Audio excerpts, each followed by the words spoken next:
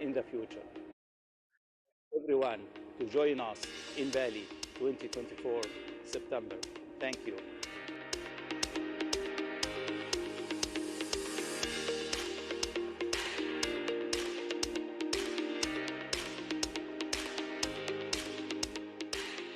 I would like to invite you to come to Bali September 2024 and enjoying the beauty of Bali and also the academic atmosphere in UAA 2024 Conference Bali. Come to Bali. See you in Bali.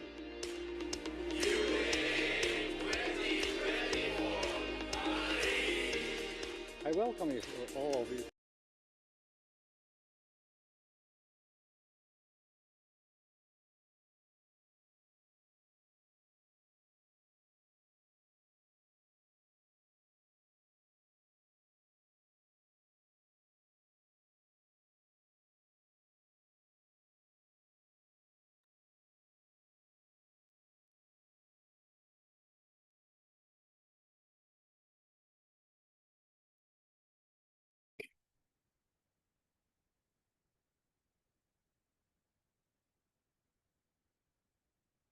Thank you. Good afternoon, everyone. Dr. Ferry. Good afternoon, Mr. Yudiana.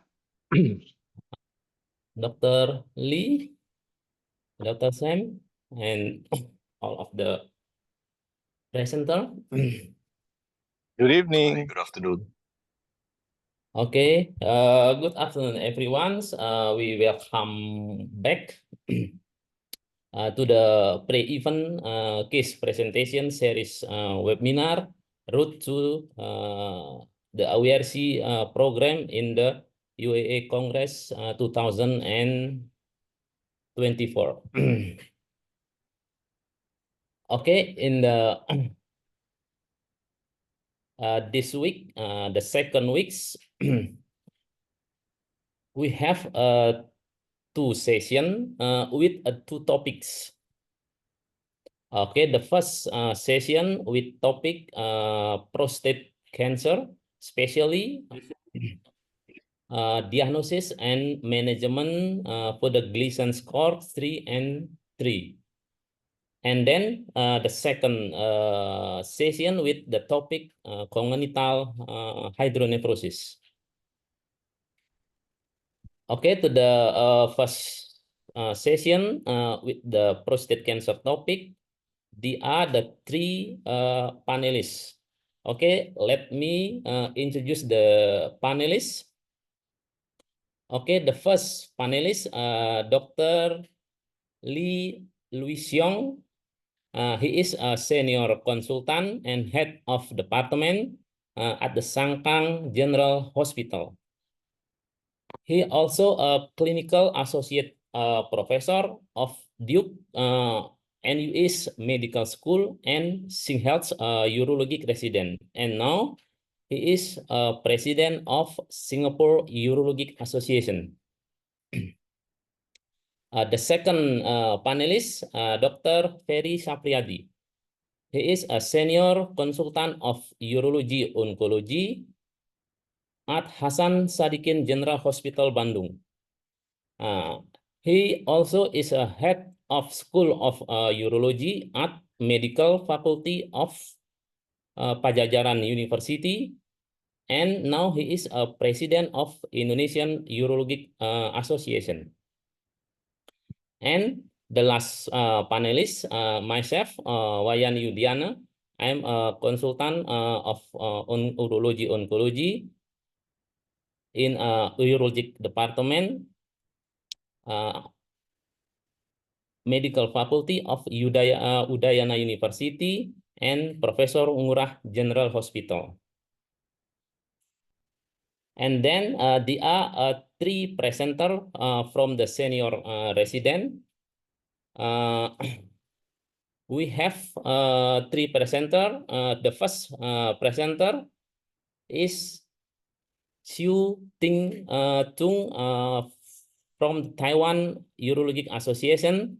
The second presenter, Kasih Wismanat Gali from the Urologic Society of India, and the third presenter, Robal Lahul from the Nepal Association of Urological Surgeons. Okay, thank you very much for our panelists to accepting our invite and willingness as a panelist in this Sunday.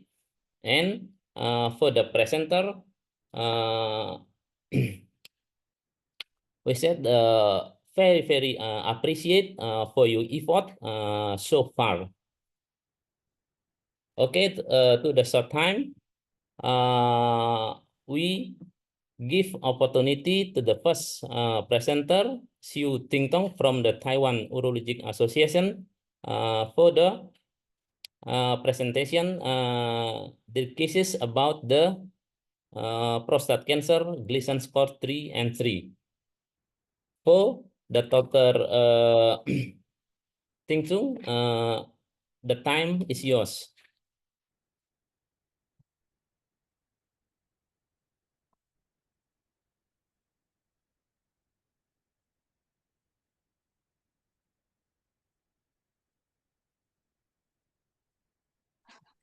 Good afternoon. Can you hear me?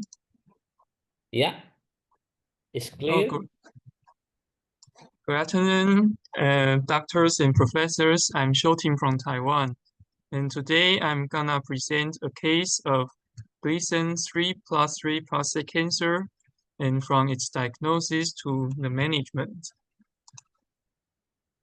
Our case is a 72-year-old man who had a medical history of hypertension and atrial fibrillation taking DOAC. He is a non-smoker and has no contributory family history, and he had been followed and treated at another hospital for LUTS and elevated PSA since a decade ago, and had undergone TURP and prostate biopsy over there.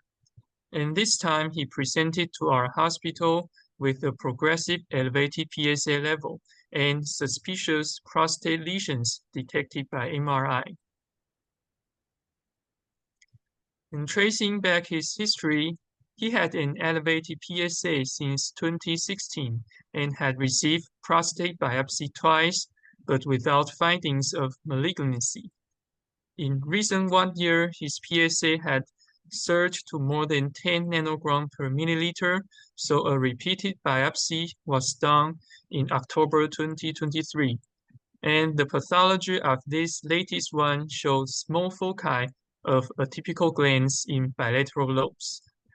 So a prostate MRI was arranged for further investigation, which revealed hypointense nodules in bilateral lobes with a score of PIROT 4.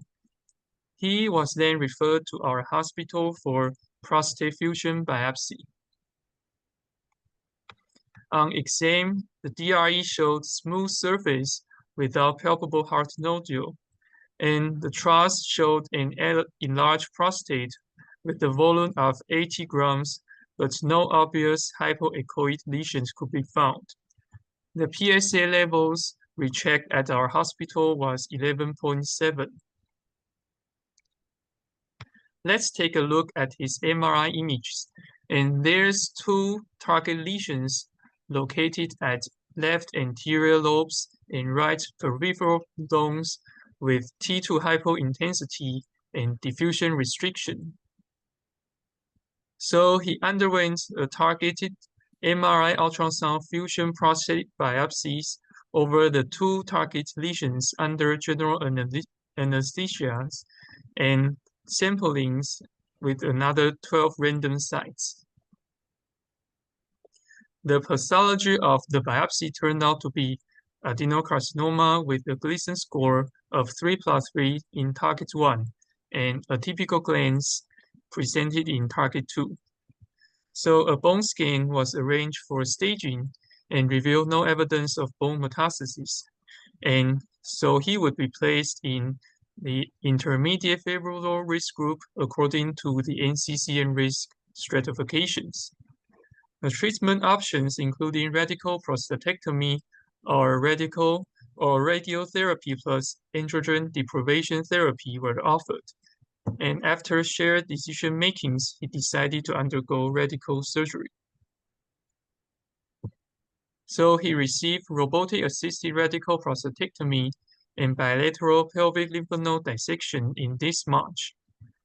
The intraoperative frozen sections was negative for malignancy, and his postoperative recovery was inevitable and no complications had occurred.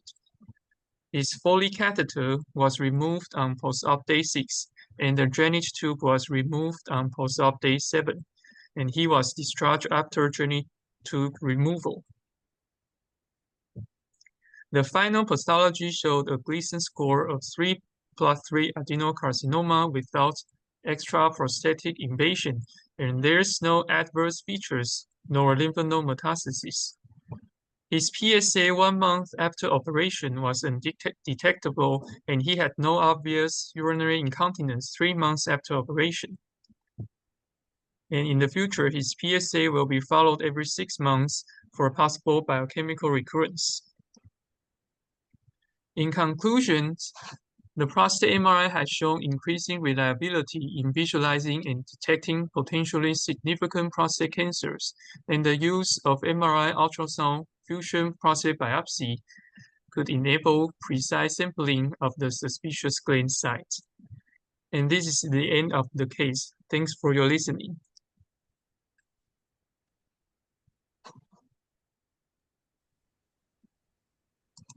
Okay, thank you very much for the nice presentation, Dr. Xu.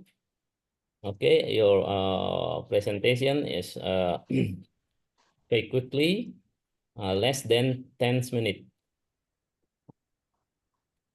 Okay, and then 10 minutes afterward, we give time and opportunity to the panelists to provide the question, feedback, assessment, and then scoring based on item in the scoring system. Okay, the first opportunity, I give time to the Dr. Lee. Please, Dr. Lee is. Hi, good afternoon. Good afternoon, Dr. Lee. Hi, Dr. Wyatt. Thanks for that kind introduction. Yes, I hope you can hear me and see me. I hope all of you are doing well. Right. Okay, in the interest of time, thank you, Dr. Tsung, for your presentation. I think you have provided adequate information for us. The slides are clearly demonstrated. You have spoken clearly and in a clear, articulated manner, so very good on that. Just two very short questions, because I'm sure the other panelists have other questions. But my first question is, besides these two management options which you have elucidated in your presentation, would there have been a third management option that's possible? Maybe you are, yes. Maybe I think active surveillance will be another option for the patient because he's 72 years old and there's maybe less than 10 years of life expectancy. But I think in our country, the active surveillance will be less favored because if there is a cancer diagnosis, they are more likely to want to cure the disease. And in this patient, he had already received many times of prostate biopsy, and so if he chose to do the active surveillance, he will need to receive biopsy in the future, and I think he did not like these options. Okay, thanks for your answer. I think active surveillance should be considered as one of the options which you should offer to this patient. Definitely, there are pros and cons, and there have been many publications even in this part of the world, especially under the GAP3 consortium, which is a global active surveillance consortium.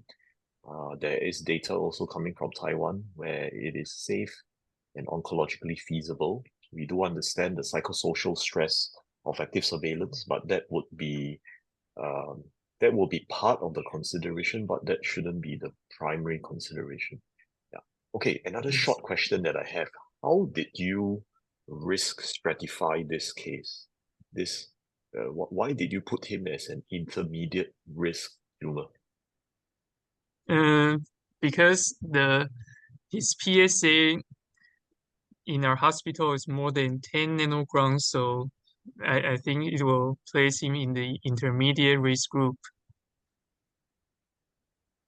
Okay, I do understand that the most intuitive risk stratification that most people use is the NCCN or the D-amico risk stratification, and one of them uses serum PSA as a marker.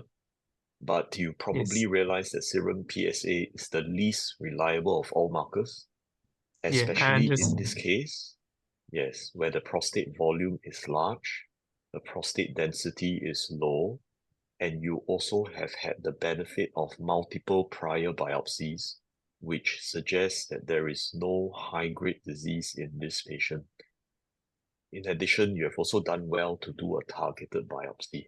So this patient, oncologically, while by classification is intermediate, his actual risk in terms of cancer-specific survival and overall survival, I would say he would belong more to the low-risk disease.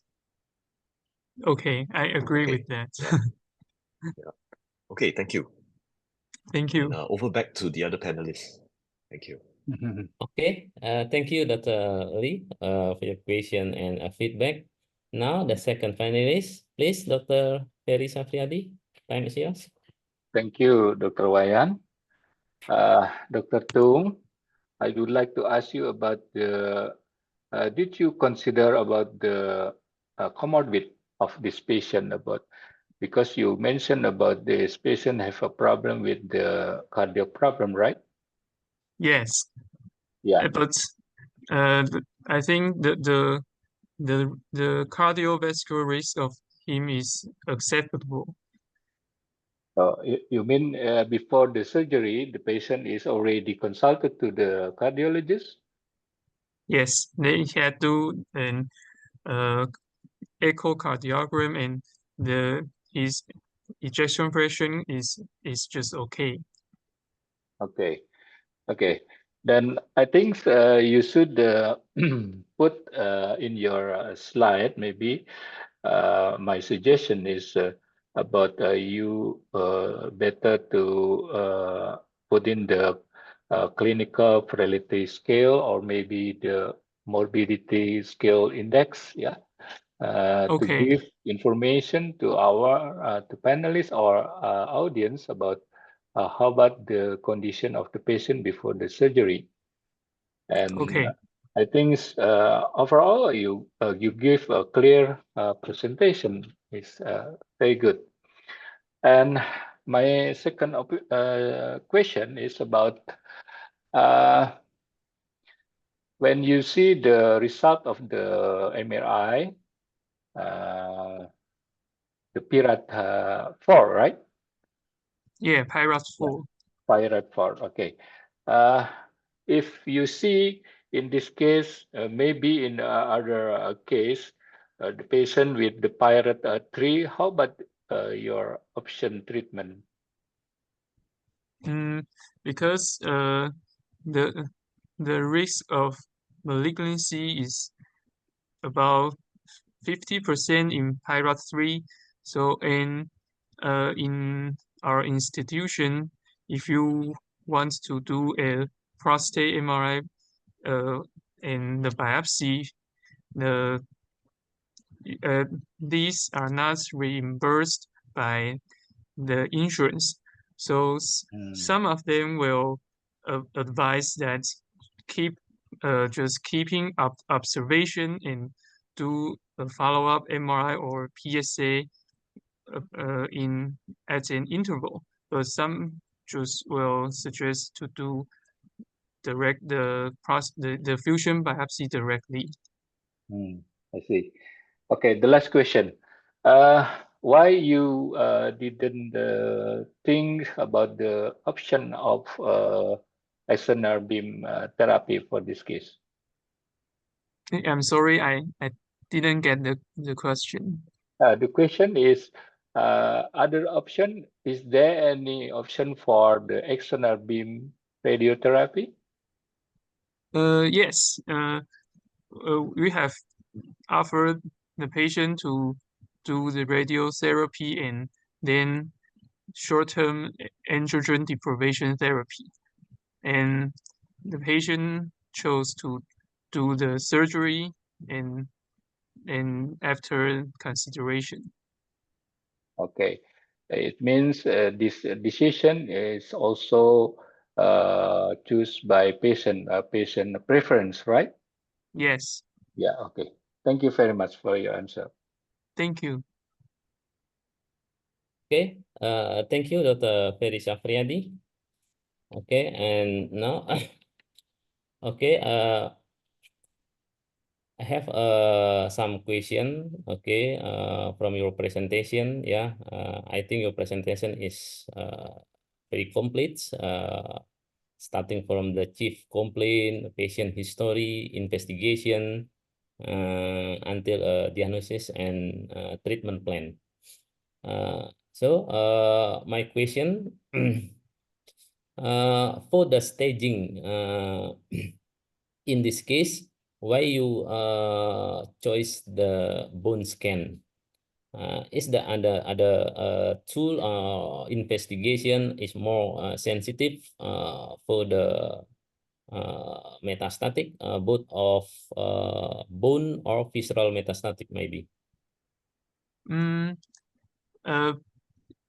I think in my institution, if there's a diagnosis of prostate cancer, we'll like to do a bone scan and axial imagings. Like, and in this patient, he had already had an MRI, so we'll add on a bone scan and to see if there is any metastasis. And because his PSA is above 10 nanograms, so we'll just order a bone scan.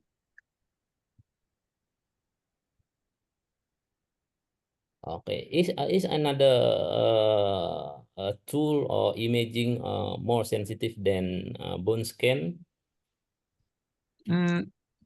I think if in terms of bone metastasis, maybe others are not as sensitive as bone skin. Okay. How about the SMA PET CT? Oh, because in our hospital we do not have this equipment, so that's not considered in this patient. And I think in Taiwan there's only 2 or 3 hospitals could do the PSMA PET. Okay. The last question, for the long-term follow-up after the surgery, radical prostatectomy, what do you communication or education in this patient according the complication after the surgery?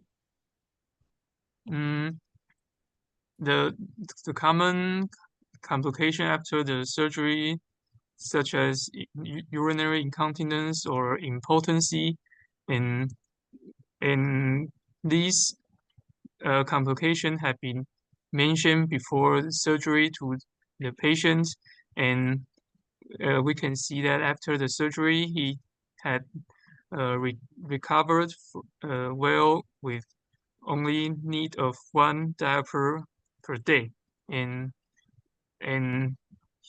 he will be educated to do like Kegel exercise to increase pelvic mass, increase the strength of pelvic muscle to decrease the effect the complication about urinary incontinence. Okay, because the time is finished. Thank you, Dr. Chung, for your nice presentation. Thank you so Okay. much. And then we go to the second presenter, Kasi Viswanath Kali from the India. Okay, Dr. Kasi, time is yours. Good morning, sir, respected professors and my dear colleagues. I'm Dr. Kasi Vishwanath, representing USI India, and I'm from Kasturba Medical College, Manipal. So I'll be discussing a case of Gleason's 3+3 prostate cancer today. So ours is a 58-year-old male who is a non-smoker with no comorbidities and a farmer by occupation, who presented to ROPD with complaints of poor urinary stream since 3 months. Now, digging into the history, the patient had poor stream into 3 months associated with straining, but no evidence, no complaints of incomplete emptying of urine or hesitancy, no storage symptoms, no signs of UTI, no constipation. Patient has no history of catheterization, retention, or urological surgery, and no significant family history. So proceeding to the urological part of the examination, his abdomen was unremarkable. Bladder was not palpable. The external genitalia was normal to examination. Coming to the digital rectal examination, the anal tone was normal, moderate prostatomegaly, which was non-tender, and a hard nodule in the left lobe of prostate, clinically stage 2B, and the rectal mucosa was free. Now, based on this hard nodule on digital rectal examination, we got a serum PSA done, which was 19 nanograms per ml. The rest of the lab evaluation was normal, and urine culture was negative. Coming to the imaging, on OPD basis, we got a transabdominal ultrasonography, which showed normal upper tracts. The bladder contour was normal. The prostate was approximately 48 cc with homogeneous echo texture and a post-word residue of 35 ml. So with a raised PSA and digitally a hard nodule, we proceeded with an MP MRI, which showed a single Pyrites 4 lesion in the left peripheral zone of the prostate, which was approximately 2.5 into 2.5 centimeters. And there was no evidence imaging-wise on seminal vesicle invasion or extraprostatic extension. So the patient underwent a truss-guided prostatic biopsy, systematic, and the biopsy report revealed an adenocarcinoma of Gleason score 3+3 with less than 5% of pattern 4, 20% co-positivity, no lymphovascular invasion, no perineural invasion, and no evidence of any cribriform or intraductal pattern. So based on this, we came to the diagnosis of adenocarcinoma prostate, clinically stage 2B on DRE, with a PSA of 19 and Gleason's grade group 1 on truss biopsy. So the next thing to do was risk stratify the patient. He fell into the EAU intermediate risk because of the PSA and clinical stage of 2B, and NCCN unfavorable intermediate risk due to the presence of 2 intermediate risk factors out of the 3 in this patient. Because he fell into the intermediate risk category and unfavorable as per NCCN, we had to stage him. And in our institution, since about 6 months, we've started to stage the patients directly with a PSMA PET CT. And this revealed no evidence of lymph node metastasis or distant metastasis. And a PSMA avid lesion, 2.8 into 2.8 centimeters, was confined to the prostate. And there was no evidence of any seminal vesicle or extraprostatic extension. The SUV max was about 17. So now we had to assess the health condition of the patient based on our diagnosis of an intermediate unfavorable carcinoma prostate localized. So his life expectancy fell into the group of more than 10 years. And with the G8 screening tool for frailty, he fell into the fit group. His Charlson's comorbidity score was 0. And nutritional status was good with a BMI of 23 kg per meter square. He was a farmer, a very fit person. And his cognitive status was normal. It was a mini-cog 5. And ECOG functional status was 0.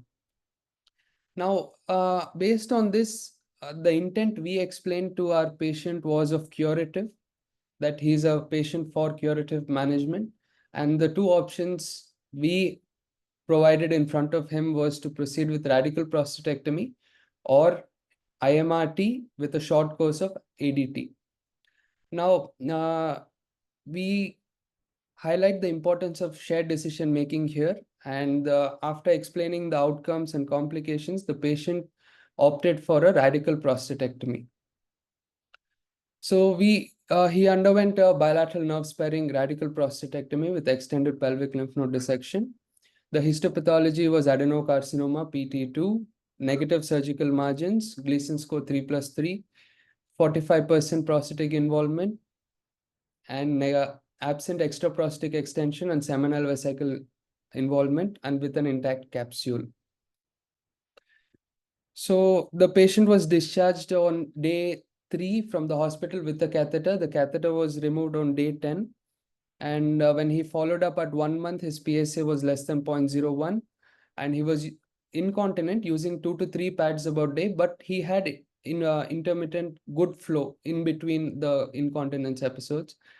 And there was no nocturia, and his LUTs quantified as per ICIQM LUTs was 18, and a SHIM score for sexual health in males for erectile dysfunction was 7. He was not having good enough erections, so he was started on tadalafil. And then after 2 months, at the 3-month follow-up, the PSAs remained to be less than 0.01, and his incontinence improved, albeit it was still there, 1 to 2 pads per day. The flow was very good compared to pre-op, for which he presented voiding LUTs. He was a happy person. There was no nocturia. ICIQ MLUT score improved further to 15. SHIM, the erection score improved, but not adequate. He was not completely happy with it still, and he was still continued on tadalafil. To conclude, carcinoma prostate, particularly localized, has to be tailored to each individual, and risk stratification plays the key role here in individualizing treatment to every patient. Shared decision making cannot be overemphasized, and the patient has to be involved in decision making, as his decision is given the utmost priority. The role of clinical examination cannot be overemphasized again, because this patient, had we missed a digital rectal examination, would have probably concluded him to have a BP and treated him initially, causing treatment delay. So the prompt diagnosis and timely intervention in this patient allowed us to achieve the trifecta outcome in terms of oncological clearance, maintenance of continence, and sexual potency. Thank you. Okay, thank you very much, Dr. Kasi, for your nice presentation. It's very complete case presentation. And now time to the panelists.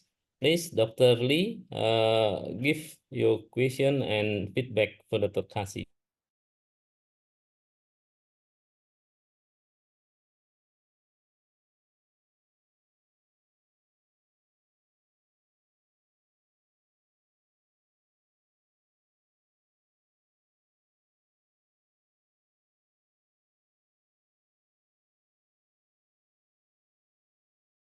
So the G8 frailty we started using since quite some time, sir, 2 to 3 years.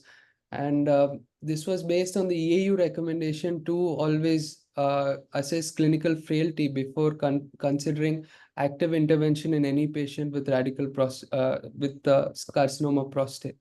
That was the reason of including G8 frailty tool.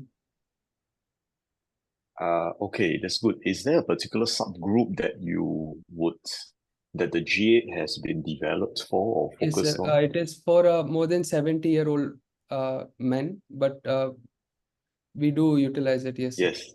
Yes, I Yes. realize. So the G8 screening tool is actually one for the geriatric population. And of course, we may argue which age belongs to the geriatric population, but if we look at guidelines from the International Society of Geriatric Oncology, we are looking at individuals above 65. 70. Yes, sir. So while I understand that some people below 65 may have limited life expectancy, but the G8 has been designed, developed, and intended for patients minimum age of 65 and above. So for this is a relatively young person, Yes, sir. if I remember correctly. Yeah, He's in yeah. his 50s. definitely a very strong person because he's a farmer, probably more stronger than most of us on this panel. Correct, sir. Anyway, the heaviest thing we hold is the resectoscope.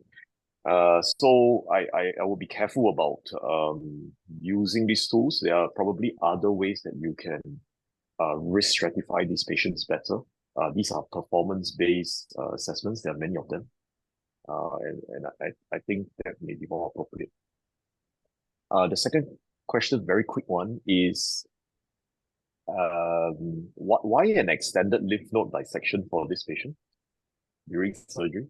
Yes, sir. So it is more of a staging consideration rather than any prognostic significance in this patient. We perform extended pelvic lymph node dissection as a standard with radical prostatectomy, predominantly for the staging purpose only, sir. I ask this because two questions. One is, are you aware of any nomograms that you can Yes, use yes, to sir. predict lymph node positivity? The Yes. second is, you already have a PSMA PET. Do you not trust the PET scan, or do you not trust the person reading the PET scan? So first, sir, the nomograms, yes, I am aware of the Briganti and the modified Briganti nomograms, which help predict lymph Okay. node percentages. All right. And Okay. second, Sure. yes, sir, PSMA is very sensitive and specific to pick up lymph nodal mets Yeah. accepted. But there is Yeah. theoretically a chance that it can miss a few of the lymph nodes. But Of course, but there's literature for preoperative PET scans, and actually it's all in poor intermediate or high intermediate and high yes, risk disease. yes, In the favorable ones, actually, I would say the PSMA was more sensitive than specific. yes, So sir. you might have possibly saved the patient the morbidity of potential Lymph node morbidity of dissection. the extended node Yes. dissection. Yeah. Okay. Thank you. Okay, enough, Dr. Lee? Okay. Yes, back to you, Dr. Wai. Yeah. Sorry, Yes. I know the time is short, so I'm trying to keep my comments Thank you, succinct thank too. you. Thank you. Okay, please, Dr. Ferry, your question and feedback. Okay, thank you. I want to ask you, Dr. Kasi. I think this patient is quite young, right? Yes, Only 16, 58 15. a year. And is there any family history or of prostate cancer or inherited problem in this? As in the first slide I had mentioned, sir, there was no family history to his knowledge of any family member having any type of malignancy or having a death from malignancy. So yeah, we had ruled out the positive family history, and yes, so the descent, there was no other high risk factors, sir, such as any African descent. He's a Indian male, and yes, sir, no other family history. Okay. Second one is how about the penile rehabilitation for this case, this patient? You mentioned about the patient is already giving by with the tadalafil, right? Yes, sir. You give for just for in regularly or Yes, sir. yeah. We give a 5 mg dose regularly, sir, Oh, 5 continuously, mg, yeah. and Yeah. every day night. And then we give it some time. By 6 months, usually most of these patients get their erections acceptable. How about the EF baseline before the surgery and after So, yes, the yeah? prior to surgery, his erections are absolutely normal, sir. Mm-hmm. Yeah, erectile function was absolutely normal. Shim score was full. Now it is with a Shim score of 8, I think his latest 8 or 9. Okay. Okay. You classified this patient is unfavorable in intermediate risk, yeah. It Yes. means you have to give close observation follow up for this case, right? And how about your plan for follow up for this case? Now we have followed him up at 3 months, sir. Now his follow-up will be every 6 monthly with serum PSA and symptoms and clinical history. And this will be followed up for a period of at least 3 to 4 years, sir, and then we go on from there. Yeah. Is there any needs to use the PSMA PET scan for follow-up, do you think? If we suspect that there is biochemical recurrence, sir, then definitely. If I find a value of more than 0.2 serum PSA, or if nowadays we're using ultra sensitive PSA, sir, more than 0.02. And if it shows a rising trend, then first thing we do is get a PSMA PET to see for any local recurrence. Okay. Okay, thank you very much for your answer. Okay, thank you, Thank you. Dr. Ferry, for your question and feedback. Okay, Dr. Kasi, there is one question from the audience. For the staging prostate cancer with suspicious intermediate risk, what is choice? Yeah, based on the theory or in your area, bone Yeah. scan, I understood, sir. FT, or So they're telling, MRI? so it's a good question. The question is that MP-MRI has already been done assessing the pelvis. So if we directly proceed with a bone scan, we have a cross-sectional and a bone scan. Do we need to do a PSMA PET-CT? Accepted, you need at least an abdominal. So the MP-MRI pelvis is often limited to the pelvic cavity. For nodal assessment, we need something to see the entire abdomen. So if your MRI protocol includes the entire abdomen and there is contrast administration in an MP-MRI, so with that you can always add a bone scan. But otherwise, it's the CECT with a bone scan, or at present date, the higher sensitivity is for the PSMA PET scan. Okay, thank you. Thank you, sir. Okay, this is the outside in your presentation. How many cases the prostate cancer in your area or hospital? Yeah, in 1 month or 1 year? How many cases? Ours, sir. In a How many month, we do about 3 to 4, sir, and in a year, that comes up to say about 15 cases, 20. 15 until 20 cases per Roughly, year. sir, because few months we don't have, and few months we have more. Okay, and what the most cases, the localized or metastatic cases?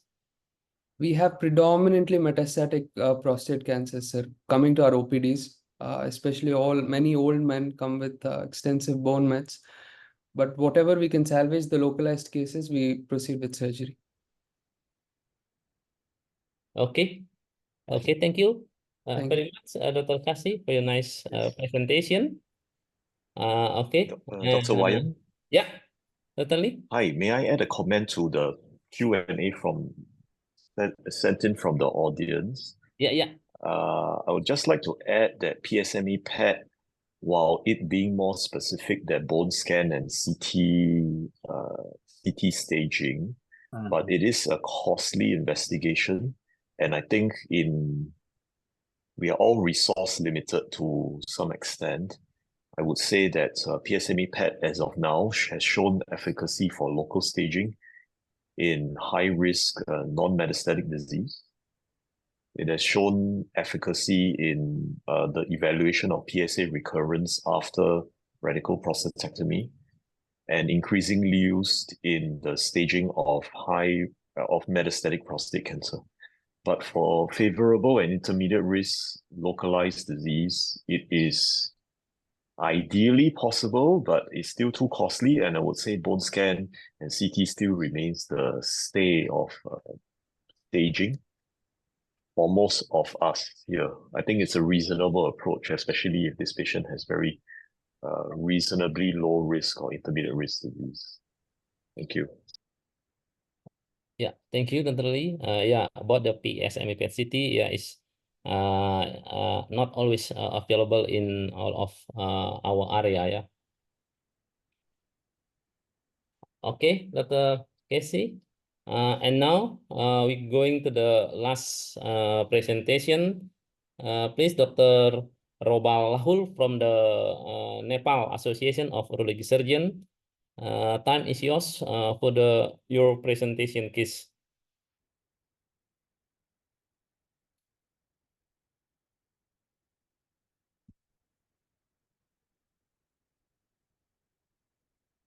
Hello, Dr. Robal.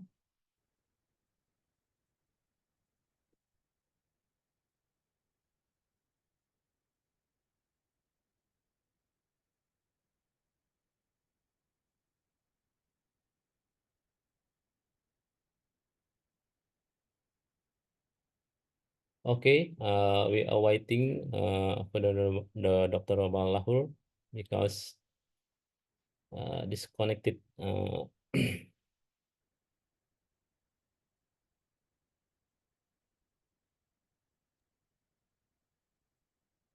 While we're waiting, Dr. Wayan, I think the last two panelists, last two presenters have actually provided quite interesting cases.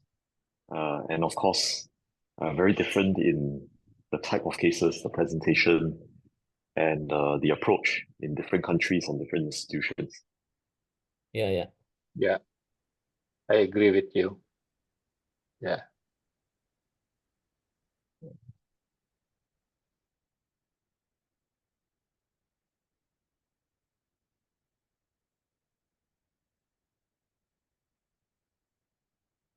Dr. Lee, in Singapore, is still high number of prostate cancer. Our incidence per 100,000 people is about 10, which is the average across most countries, similar to maybe Korea, Japan. It is still something that we can improve on because a third of our cases present with metastatic disease. Yeah. And of course, metastatic disease has a lot of burden to care, and there's a high risk of them dying from metastatic disease. Increasingly, there is, of course, the use of PSA because people come with lower urinary tract symptoms and they're very they understand the implication of that. They would like their PSA tested. So we have, of course, noticed a slightly earlier diagnosis. And because people are also living longer, we also now need to grapple with localized disease in men with less than 5 or less than 10 years of life expectancy. So we do see a bit of shift in more earlier disease, but still a burden of metastatic disease.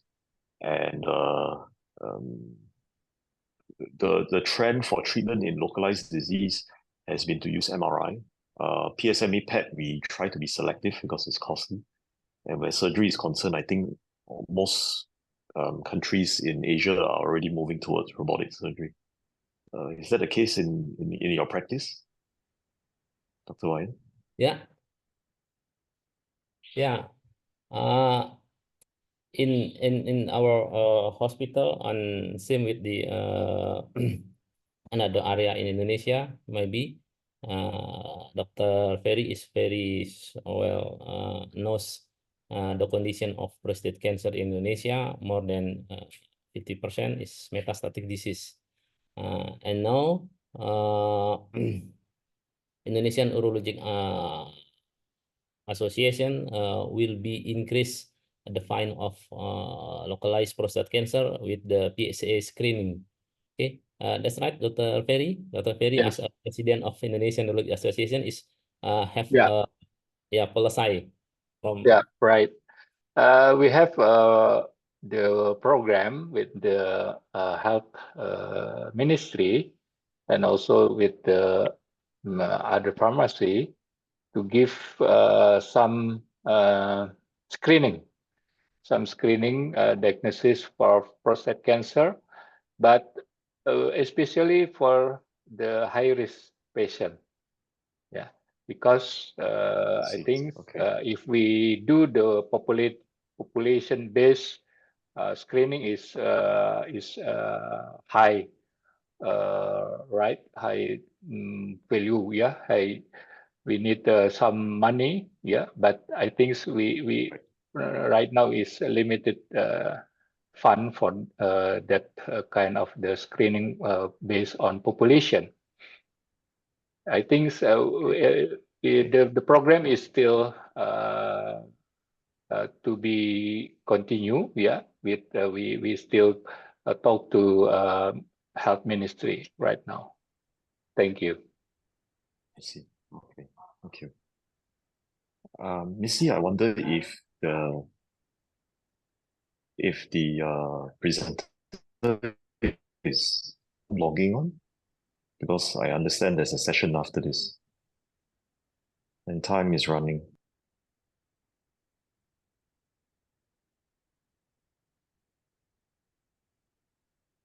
Belum masuk ya. You connect, Mr. Dr. Roba. Dr. Missy, how about the Dr. Robalahul? Dr. Robel is trying to connect.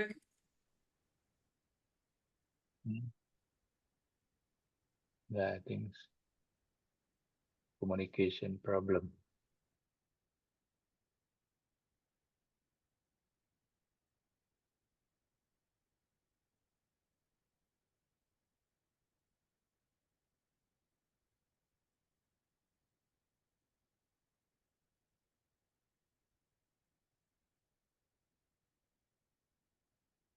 Okay, from the audience, maybe is there any question for the panelists? Maybe Dr. Lee, Dr. Ferry. Please, you can ask directly or chat in the Q&A box.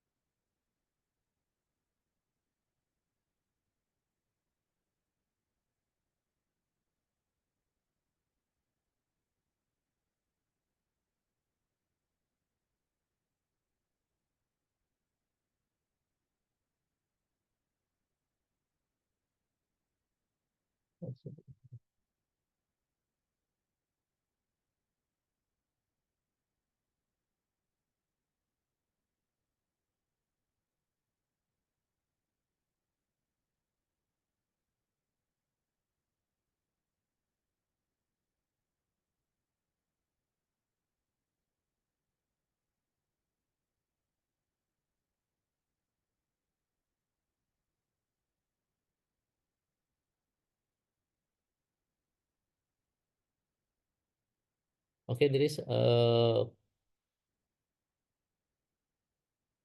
question from Dr. Amar. What should we do in 3 and 3 with PSA 9 but having a positive family history and patient himself want to option for the surgery? Should we go for the surgery?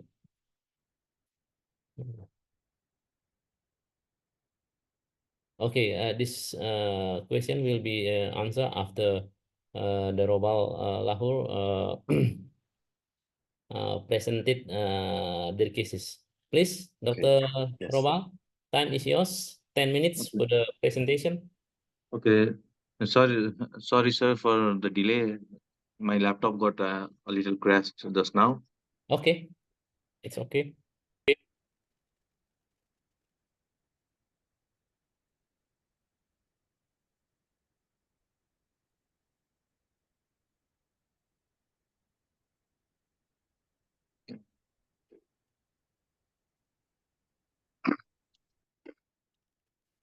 Okay.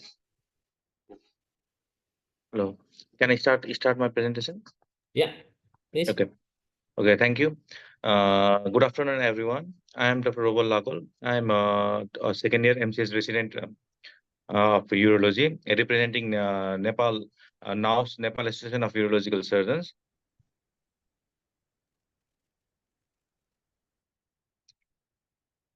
I have no conflict of interest. Regarding my patients, he is a 68-year male and retired by occupation, and is a non-smoker and does not consume any alcohol, with no significant family history. And he presented to our OPD with complaints of increased frequency, decreased urinary flow with urgency, and sense of incomplete emptying. He had a significant surgical history of laparotomy, which was done 8 years back for perforation peritonitis, during which time period he was catheterized for a few days. And on examination, he had a midline scar, and on digital rectal examination, he had a grade 2 prostatomegaly with benign fill, with no any palpable nodules.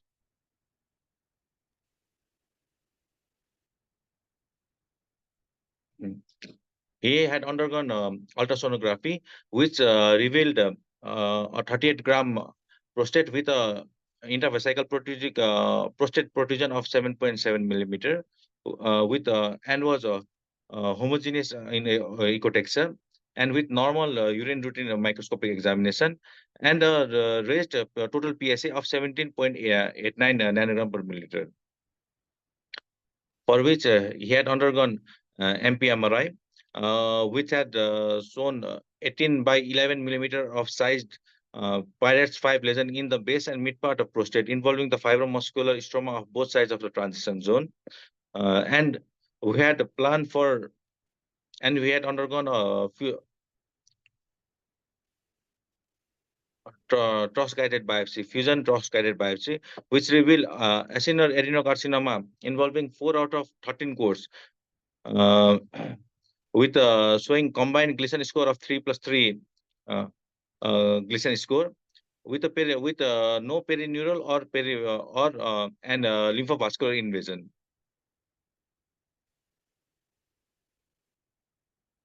And as the PSA was more than 10, we had undergone whole body bone scan, and there was no any evidence of skeletal metastasis.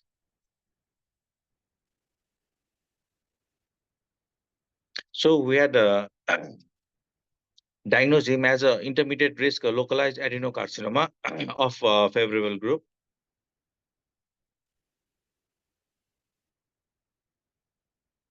And the patient is currently under regular follow-up, and regular follow-up, and is receiving tamsulosin for his LUTS.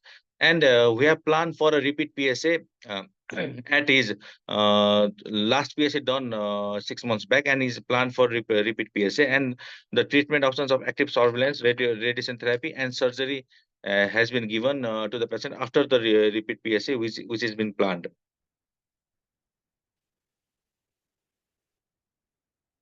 Okay.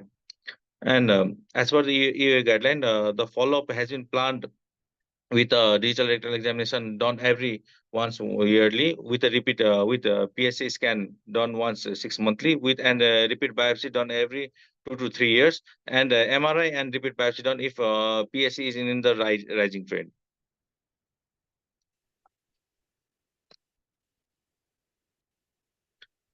So I conclude my presentation with active surveillance is a viable option for carefully selected and well-informed patients with favorable intermediate risk grade group 1 prostate cancer, and is as effective as immediate curative treatment. However, as the intermediate risk prostate are homogeneous, so some patients may need a definitive treatment, and radical prostatectomy is always an available option. Okay, thank you.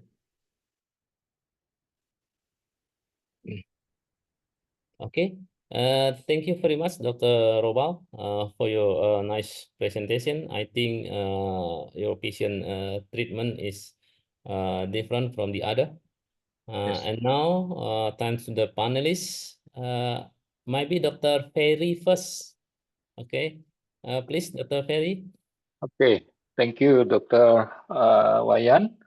I want to ask you to Dr. Roba. Yes, sir. This patient is already diagnosed as prostate cancer with intermediate, right? Yes, sir. Intermediate risk. Yes, sir. PSA 17.89, Yes, sir. and according to multiparametric MRI, we found this case is already had the pirate 5, right? Yes, sir. But in the biopsy, the result is Gleason score 3+3. Yes, sir. Okay. What the reasoning you choose this patient with the active surveillance, not to the surgery Sorry, or sir. under definitive treatment? Sir, as per the risk stratification, he falls in the intermediate group. So the options of definitive surgery and active surveillance is both present, and we had counseled him and explained him regarding the available treatment options. So he wanted to wait for a few months so that he could have proper family discussions regarding the treatment. And so we are planning to repeat repeat PSA and other investigation if required after 6 months. Okay. Okay. If this, how long this case is first diagnosis? Sorry, we had done his cross carrier biopsy around 3 months back. 3 months back. Okay. 2.5, 3 months back, sir. Okay. You mean you need 3 months later, yeah, to Yes, sir. give other decision maybe, Yes, sir. and we see the result.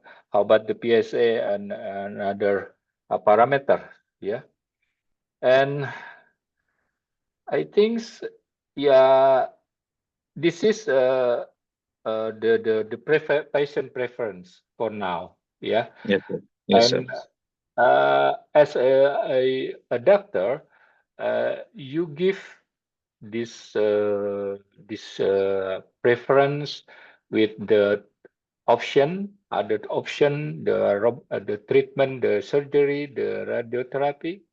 In this Yes, sir. case, Yes, yeah. sir. We had also given him regarding the radiotherapy, SBRT and EVRT regarding the available options. But he rather preferred for he had asked he had told us that he would rather go for surgery after the time period yeah, after the repeated investigation which we had planned. Hmm. Okay. Okay. Thank you for now. Okay, thank you, sir. Okay, thank you very much, Dr. Ferry, for your question and feedback. Okay, Dr. Lee, please.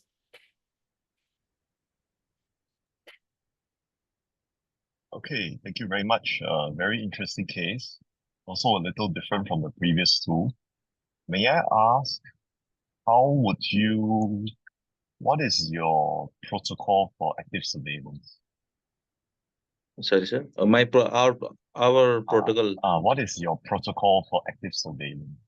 Sir, usually the patients who are on low risk, as per the risk stratification, who are on low risk, they are usually kept on active surveillance straightforward after their prior decision. And in cases who are at intermediate or high risk, who are not liable for those who are not liable for active surveillance go for the definitive treatment by radical prostatectomy or radiotherapy uh, as per the plan. Otherwise, the active surveillance are done for the Yes. low risk and favorable intermediate risk. Okay, so you have defined an eligibility criteria, but Yes, sir. after they enter active surveillance, what do you do with them or you do for them? What is your Sir, follow-up protocol? yes, sir. We usually follow them every 6 month, every 6 month, and we do repeat PSA and clinical examination, and if required means if there is any changes in in clinical examination or rise in PSA, then we go further with repeat MP MRI and toss guided biopsy if required. Okay, great. So I understand time is up, but of all the follow-up protocol, follow-up parameters that you talk about, which do you think would be least reliable? Least reliable. Which least reliable in helping you make a diagnosis of cancer progression? I think it's the Would it be MRI, PSA, biopsy? so I think it's PSA, sir. I'm not sure. Just Yeah, PSA is very variable, correct. Yes, so be very careful if you use PSA only as the marker for progression, because as you yes, sir. know, in most of these men, they have an element of BPH, and sometimes BPH itself Yes, sir. would lead to a change in PSA. Yes, sir. If you do have imaging, and MRI, of course, may be costly depending on where you practice. Yes, MRI sir. can help you decide if there's progression, and of course, decide where and what to biopsy. And of course, we can talk about biopsy strategies in active surveillance, but Yes, sir. there's limited time. Yeah. Okay, thank you. Okay, thank you, sir. Back to you, Dr.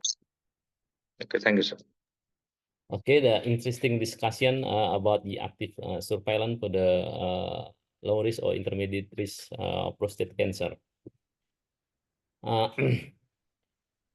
Okay, how about the PSA derived in your country? You always not only total PSA. Yes, sir. Or, yeah, use the PSA derived for the tool diagnosis or for the surveillance for a patient with active surveillance. Sir, we don't do routinely PSA. Just those who present with symptomatic LUTS. After the explanation regarding the PSA, we do PSA on those patients and on follow up during the and on follow up those who are on active surveillance.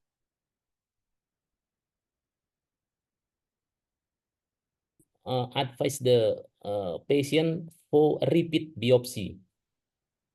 I mean, what the indication repeat biopsy for the patient with active surveillance? Repeat biopsy are usually done on patients uh, where where on MPMRI if we uh, see any new nodules, new lesions in MPMRI or increase in the characteristic Pirates scoring of the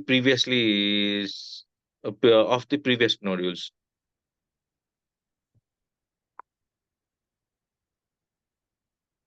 Okay. Okay. For the other panelists, is there any question again, or we have 1 minute to answer the question from audience? How about the prostate cancer Gleason 3 and 3 with PSA less than 10, but there is a family history of cancer? What the option, active surveillance or surgery? Gleason score less than 10 with family history, sir. Yep. If there, we can go for genetic testing, but it's in patients with positive family history of prostate cancer. It will be better for a definitive management with surgery.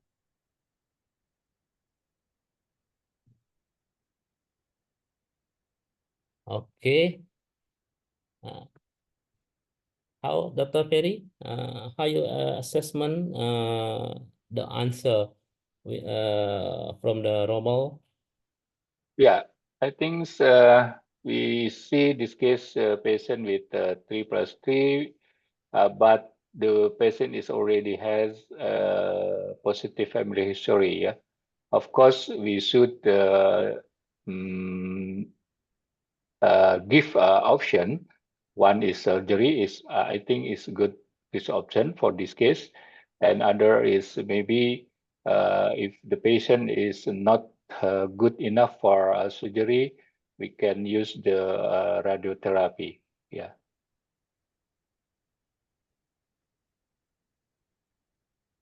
Okay, 1 minute for the committee. How you experience, Dr. Lee, about the active surveillance in your patient in Singapore? Yes, okay, Dr. Wayan, thanks. Just 2 quick points. I understand time is limited. One, specifically for family history, I would pay attention to those who have a positive germline family history, so BRCA positive, or any of the germline BRCA ATM mutations.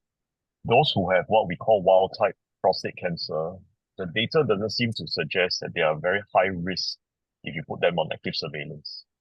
So a lot of these so-called positive family history where the age is not young, where they get prostate cancer in their 60s or 70s, it hasn't really changed the decision for active surveillance in their subsequent sons or next of kin's diagnosis in prostate cancer. Still very much decided by MRI, PSA, and biopsy. The experience of active surveillance, I think, one, we do need to select patients carefully. So now with everybody doing MRI guided biopsies, quite likely you get the lesion. Number two, you should get someone to read it carefully so that it is 3+3. The third is that in these carefully selected patients, actually most of them do have an inclination to want to not to keep their prostates because of functional outcomes. And with global data, and we're part of the GAP3 active surveillance consortium, actually overall survival, even progression-free survival, is very, very much in favor of active surveillance. Okay. Thank you. Okay, thank you, Dr. Lee. Okay, for this session, we concluded patient with prostate cancer, Gleason score 3 and 3 with low risk or intermediate risk. This is the challenging for the treatment option. Maybe the patient have proper to the active surveillance or surgery, and there is alternative treatment for the radiotherapy. Okay, thank you very much for all of our panelists, Dr. Thank you, sir. Dr. Ferry, for your willingness and join us with the pre-event AURC case presentation series webinar. And thank you very much for the resident presenter. I'm very appreciate for your effort. And so wait the assessment and scoring from the panelists, and the best score will be attend to the delivery their case in the AURC main program will be held at 3rd until 5th September 2024. Okay, thank you very much. And now we going to the second session with topic congenital hydronephrosis. So my best friend, Dr. Diandra, please introduce the panelists and the presenter. Thank you. Okay, thank you, Dr. Wayan and all the panelists. Thank you for joining the first session. We're going to move on to the next. So I noticed here there's around 128 participants. So hopefully everybody is still excited. We're going to have the next discussion discussing around congenital hydronephrosis. I'm here to introduce all the panelists and Dr. Samuel as a moderator also. For our first panelist, we have Dr. Besut Daryanto. He's the former president of Indonesian Urological Association. He's currently the head of Urology Department, Faculty of Medicine, Brawijaya University, and head of Clinical Research Unit at Saiful Anwar Hospital, Malang. He subspecializes in pediatric urology. Hi, Dr. Besut. How are you? Fine, thanks, Dr. Diandra. Good afternoon. Okay. Hi, Dr. Yasudha. Good afternoon. For the second one is Dr. Johan Renaldo. He's subspecialized in pediatric urology as well. He's currently worked at the Department of Urology, Erlangga University School of Medicine, Dr. Sutomo General Hospital in Surabaya. Is Dr. Johan present currently? Hi, Dr. Johan.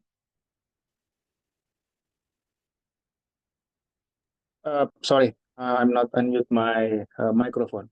Hi, Dr. Okay. Bianda. Nice Hi. to see you this Yeah, afternoon. good afternoon. Nice to see you too, Dr. Johan.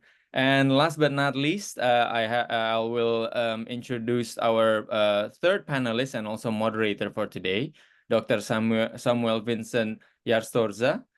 He's the past president of Philippine Neurological Association, immediate past Secretary General Federation of ASEAN Neurological Association, council member of Urological Association of Asia, and he is currently the chair of AURC. He subspecializes in robotic-assisted surgery, laparoscopy, endourology, uro-oncology, and also general urology. Good afternoon, Dr. Sam. I think you've not unmuted yourself. Unmute yourself.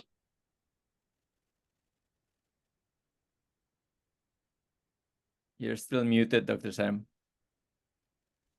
Sorry, I already checked that a while back. Okay. So because hi, how are you? Good afternoon.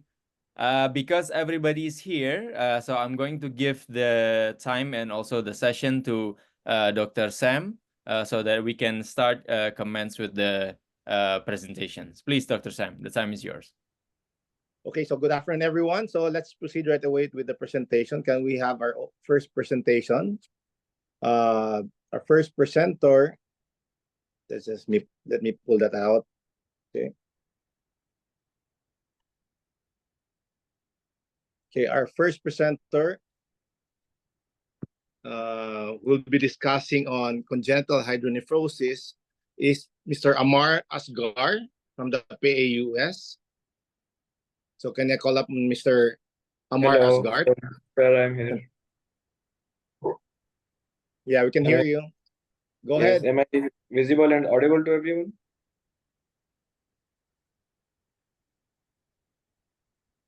Yes, your voice is very clear, Dr. Amar. Can proceed with your presentation. Okay, thank you. So let me share my screen.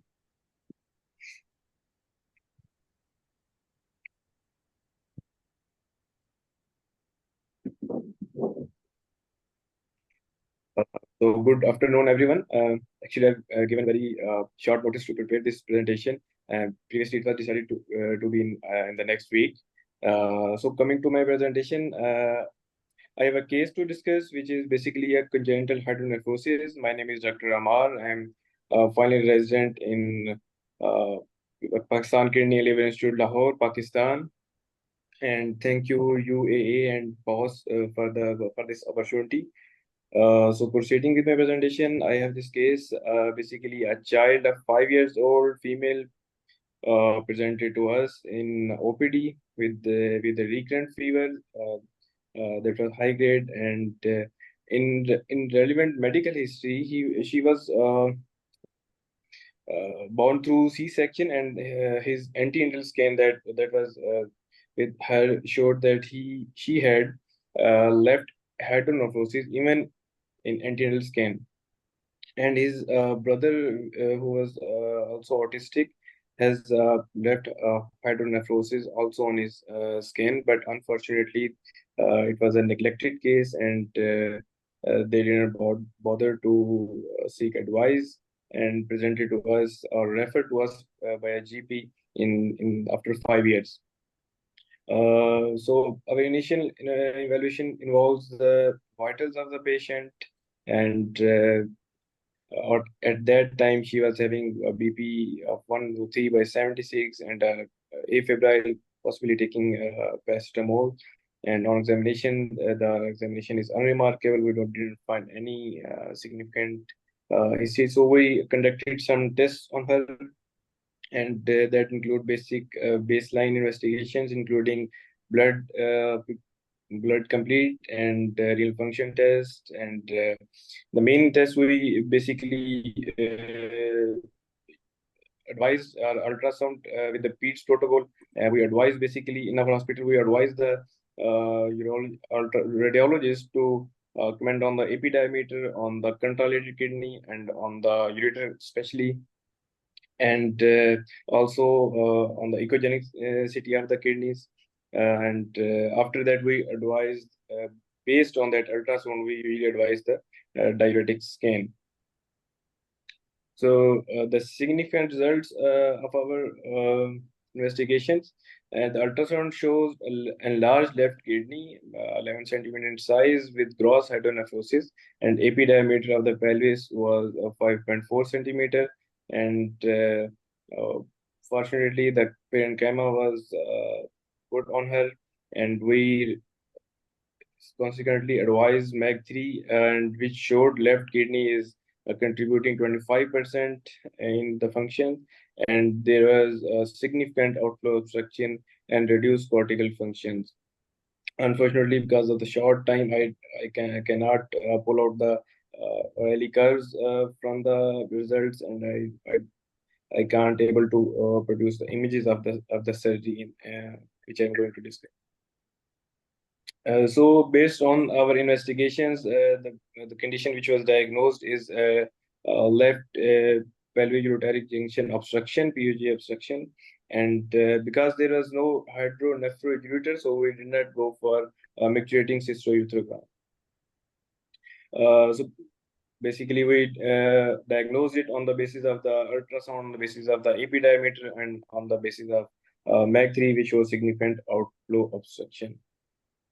So after evaluation and after anesthesia fitness of the patient, and after taking the periodic nephrologist on board, we proceeded with the left open Anderson-Heim pyeloplasty on her, and the patient was very fine immediately post-op, and we advised her to follow up with us with ultrasound serial, in case of any symptoms, and in case of anything that she can observe that was not normal, and we advise her to follow up with ultrasound RFTs after 3 months, and MAG3 at 1 year after surgery. And recently we changed our protocol because our results were good, so we usually don't recommend MAG3 scan after surgery because we did not excise the redundant pelvis, and it shows the there is obstruction because of the stasis of the contrast, which that can cause an anxiety to the patient.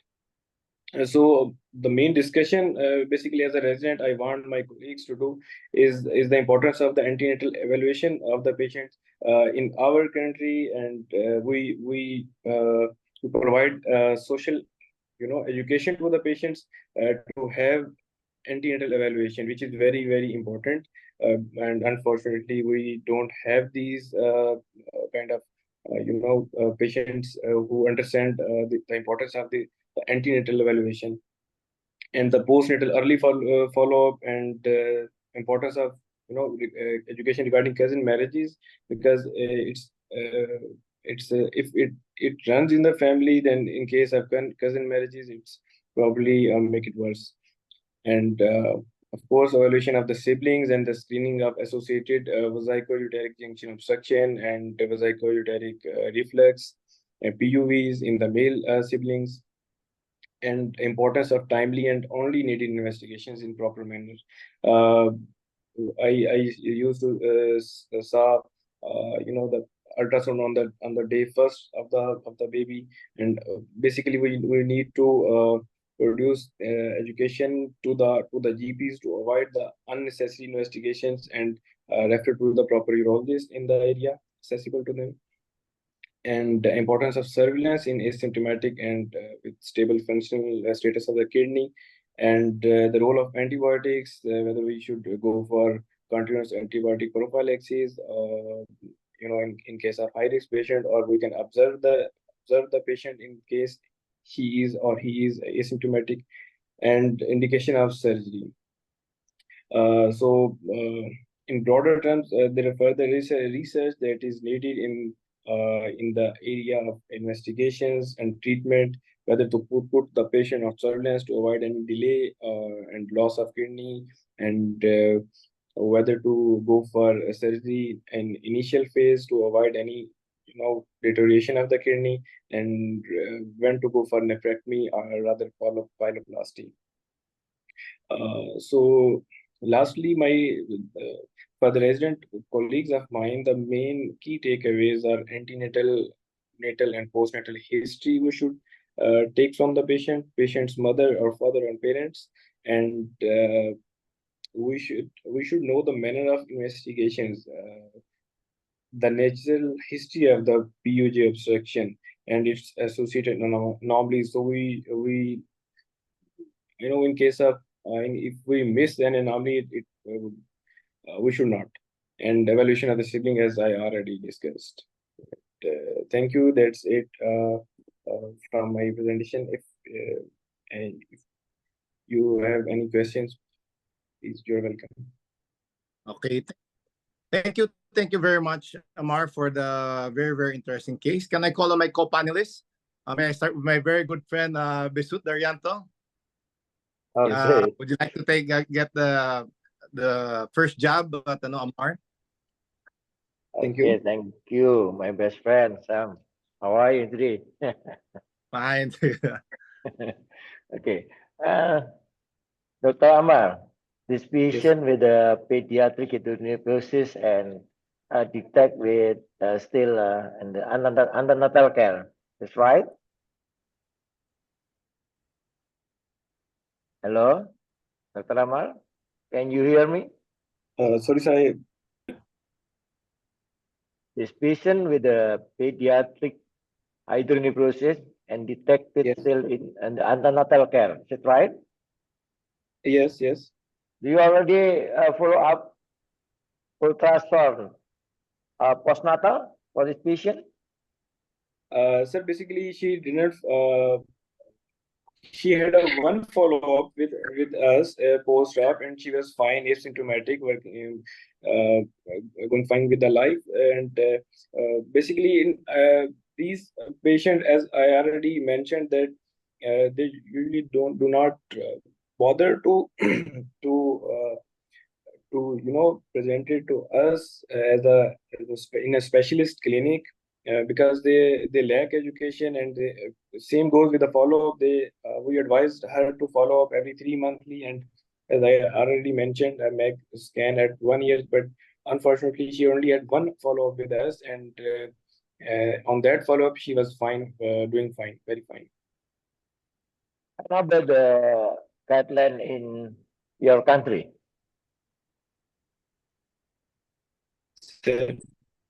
How about your guideline?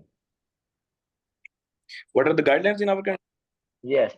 The surgery for the wound examination, at the 10 or 14 days, and we usually use abdominal sutures in the children's, and with regards to diuretic scan, we usually do not opt for that because of the redundant pelvis, and patients seeing the report of the MAC3 and with the same stresses of the diuretic, they got the anxiety. So basically, we usually do not. We only see the symptom of the patients, and if the patient is going symptomatic or having again recurrent infections or again the flank pain, so only in these cases we opt for the diuretic scan. Otherwise, we only see patient symptomatically. Okay. Cause of the hydronephrosis, many causes, likely POR or other. Is there any voiding cystourethropy or mixturation cystography in this patient? We use voiding cystogram only in case of hydronephroureter, because we have very good radiologists with us, and if if there is no hydroureter in the patient, as in this case, she didn't have any hydronephroureter. So we to save the resources, and because the patient is not that affordable, we usually omit micturating cystohysterine. We only perform this investigation we advise this investigation to those patients who are having hydronephroureter. In your presentation, I didn't find about the CT urography or magnetic MRE urography. Is there already performed for this case? No, sir. We do not perform in normal cases. In routine cases, we do not perform urography or MRI urogram. We rely on the ultrasound and then the MAC3, and then based on the clinical examination, we proceed with the patients. So how do you know clearly this is the pelvic ureter junction obstruction or other? Sir, because of the gross hydronephrosis and no other anomalies, the surgery is the definite option with us. So we usually go for the surgery, and considering the basic investigation as a beacon, we advise the further investigations depending on the basic investigation. That's the point I'm highlighting actually. In your presentation, this patient with history taking and then physical examination, ultrasound, UV and MAC3, is it right? And then Yes. do you perform directly to pyeloplasty? Is there any place about the percutaneous nephrostomy for this case? Nephrostomy, sir? Are you asking for nephrostomy? Yes, nephrostomy. No, sir, because the patient already presented to us after 5 years, and she has a antenatal scan with a hydronephrosis, and based on this point, we did not wait for any further other options, and we opt for the surgery after fitness of the patient. We go for definitive option. Okay, thank you, Sam. Thank you, Isut Narianto. Can we call on my co-panelist, Dr. Johan Rinaldo? Thank you, Dr. Samuel. Congratulations, Dr. Amar, for the excellent presentations. I have a few questions. The first question is this the first fever, or is this already a recurrent fever for these patients? And then the second question is, I'm sorry, you can answer first. Yeah, you can answer first. Yes, so it was the first visit of the patient with us, and she had given us a history at that time of having a recurrent fever, for which she was basically seeing a general practitioner in our country.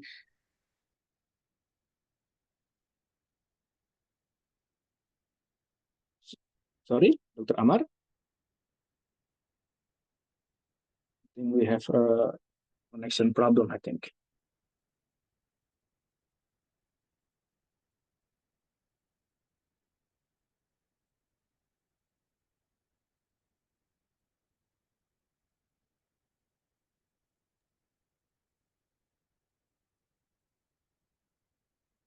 Dr. Amar?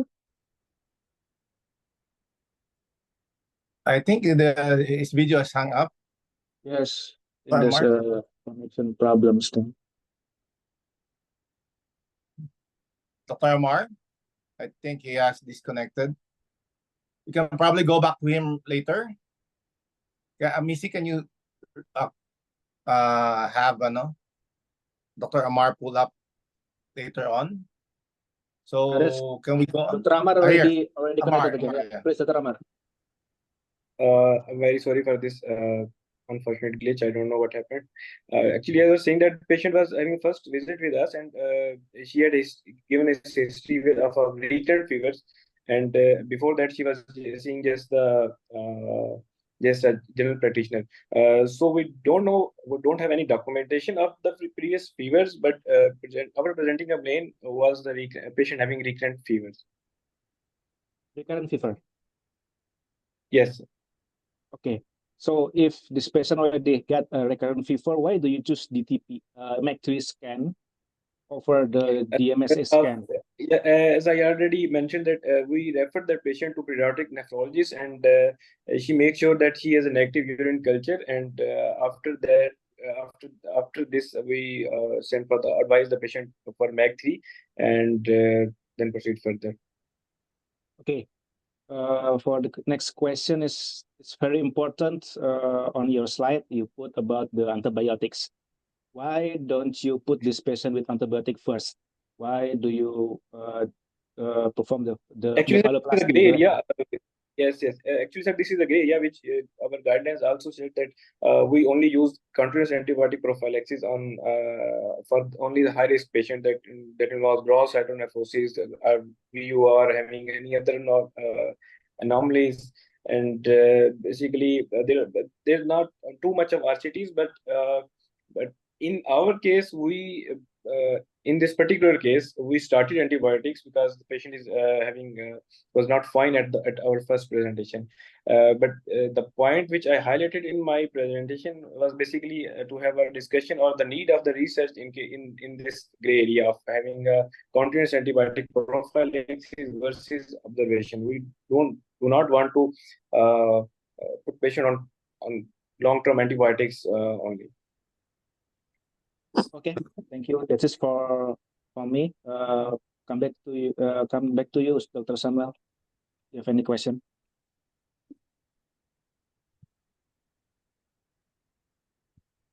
Thank you. Thank you.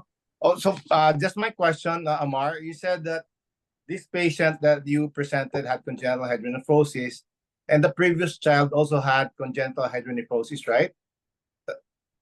So these are Yes, already these are already two basically consecutive we children. had a antenatal cancer, and her brother also had antenatal scan with hydronephrosis, and we advised the mother to bring him too, but unfortunately, at this moment, until this moment, we don't have his brother. Yeah. So, do you think that this would be a true congenital hydronephrosis, a familial hydronephrosis?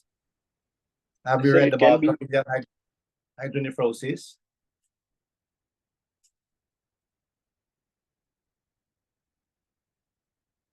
Amar, I think the internet is. Yeah.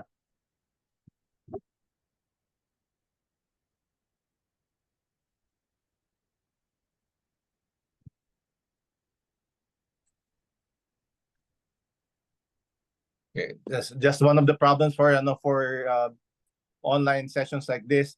If the those watching the this webinar, this presentation have any questions, kindly write them in the chat box, and if we have time, we might read your questions. Okay, I think we've lost Amar. I was just asking about congenital hydronephrosis or familial hydronephrosis in this case, and whether they have any genetic testing to take a look at whether they can find the gene that is responsible for this congenital problem. So I guess we'll go ahead then with the second presenter, Mr. Fauzan, Dr. Fauzan Kurniawan. Sorry. Yes, yes, sir. Yes, please go ahead.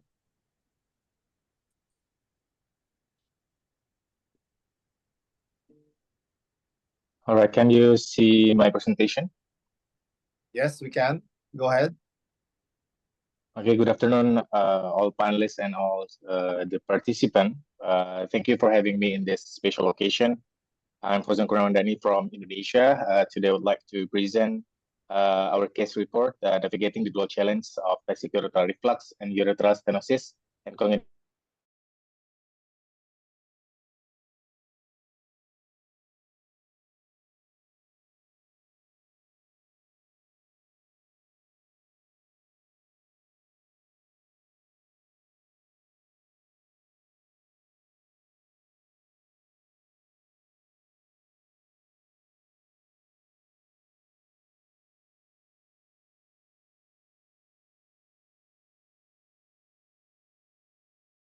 2024, the patient diagnosed with vesico-ureteral reflux grade 4 and congenitally solitary kidney and planned for the surgery.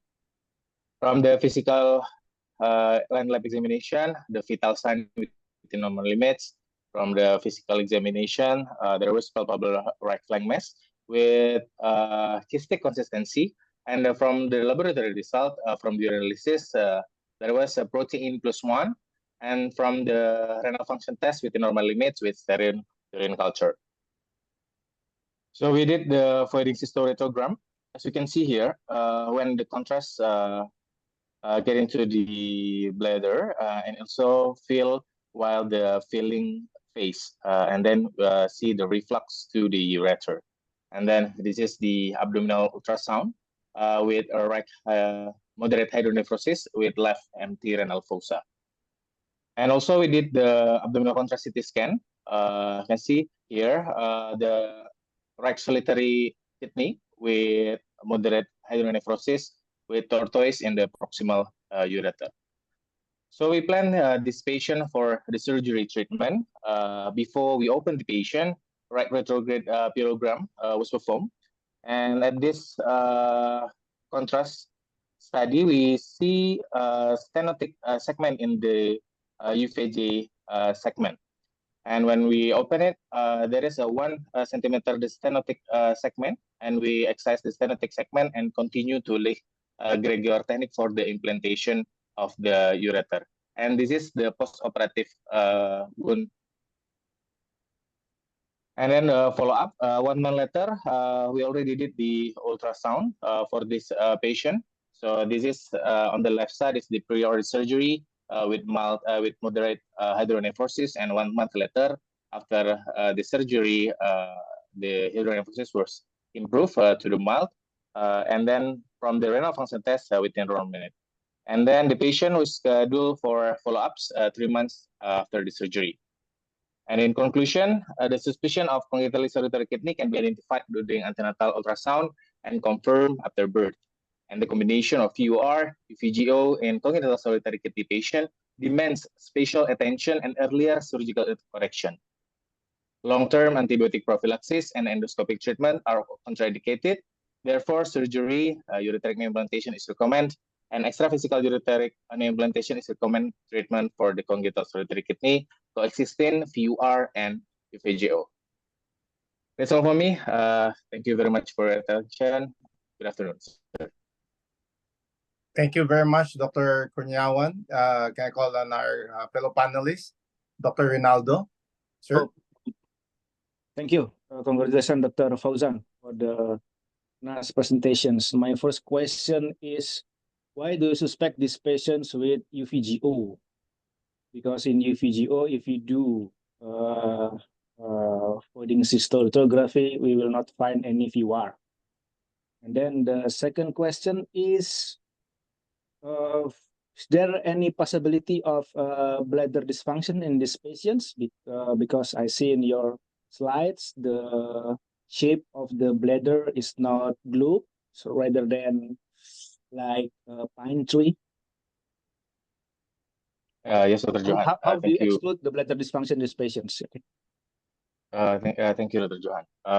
So for the first patient, why I suspect this patient with UVGO, because while we did the RPG, the right RPG, we found 1 centimeter the stenotic segment, sir. And then I tried to search in the Campbell, and then I found that the congenital solitary kidney is common that have 7% of UVGO coexisting with the VUR, sir.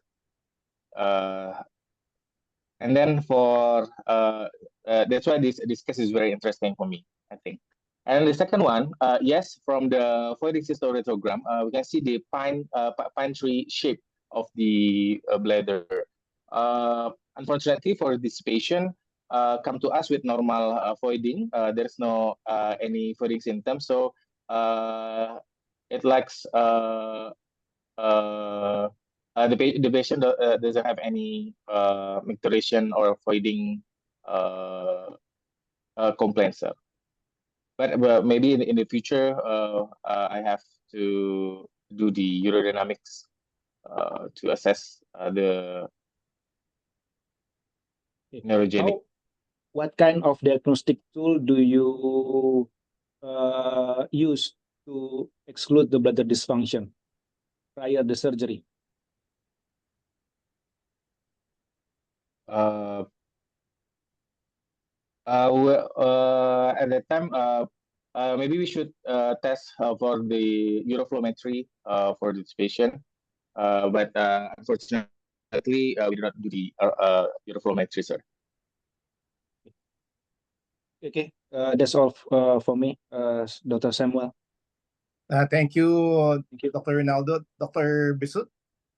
Thank you, Sam. Good afternoon. Thank you for your nice presentation, Dr. Faujan. I want to know about the antenatal care before. Yes, doctor. For this patient, this patient came from the low-income family, and then so the patient did not got the antenatal fetal-maternal ultrasound before. So the suspicious of the congenital cirrhotic kidney or the hydronephrosis cannot be excluded, sir. But the patient just only come to us at 5 years old. Okay. And my second question is patient with PUR. And what kind of PUR for this case? In this case, the primary PUR, sir, because at the PCUG, the contrast already filled the ureter while the filling phase. If this patient of primary, how about the prognosis for this patient?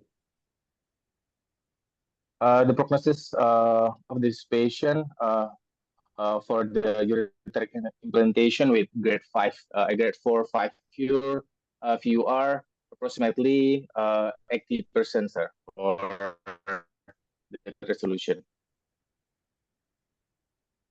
And this patient, and my last question, this patient no renal scintigraphy, do you know? And why do you perform scintigraphy before? Yes, actually, if we want to assess the renal scar, we should test the DMSA for this patient. But unfortunately, in our center, it cannot be done because we don't have any renal scintigraphy test.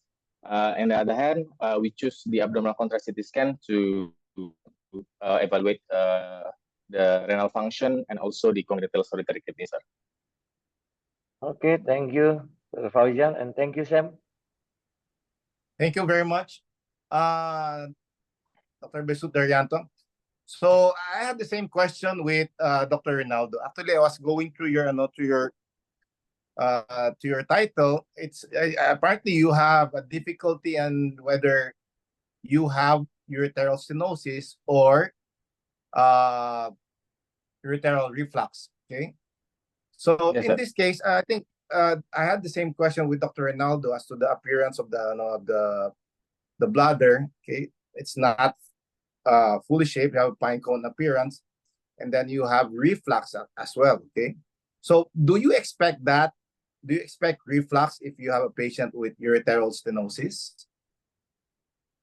No, sir. I don't expect there is a reflux when the ureteral stenosis is there. But yes, yeah, in this patient, we found it the stenotic and the view are consistent each other. Yes. Secondly, in a solitary kidney with ureteral stenosis, what would you expect? What would the clinical presentation be in terms of urine output, in terms of creatinine? Would you expect it to be normal, the creatinine, in a solitary obstructed system? In the first year of life, I think it would be normal, sir. But if the PUR or the PG stenosis did not resolve or got the treatment, it will become worse over time.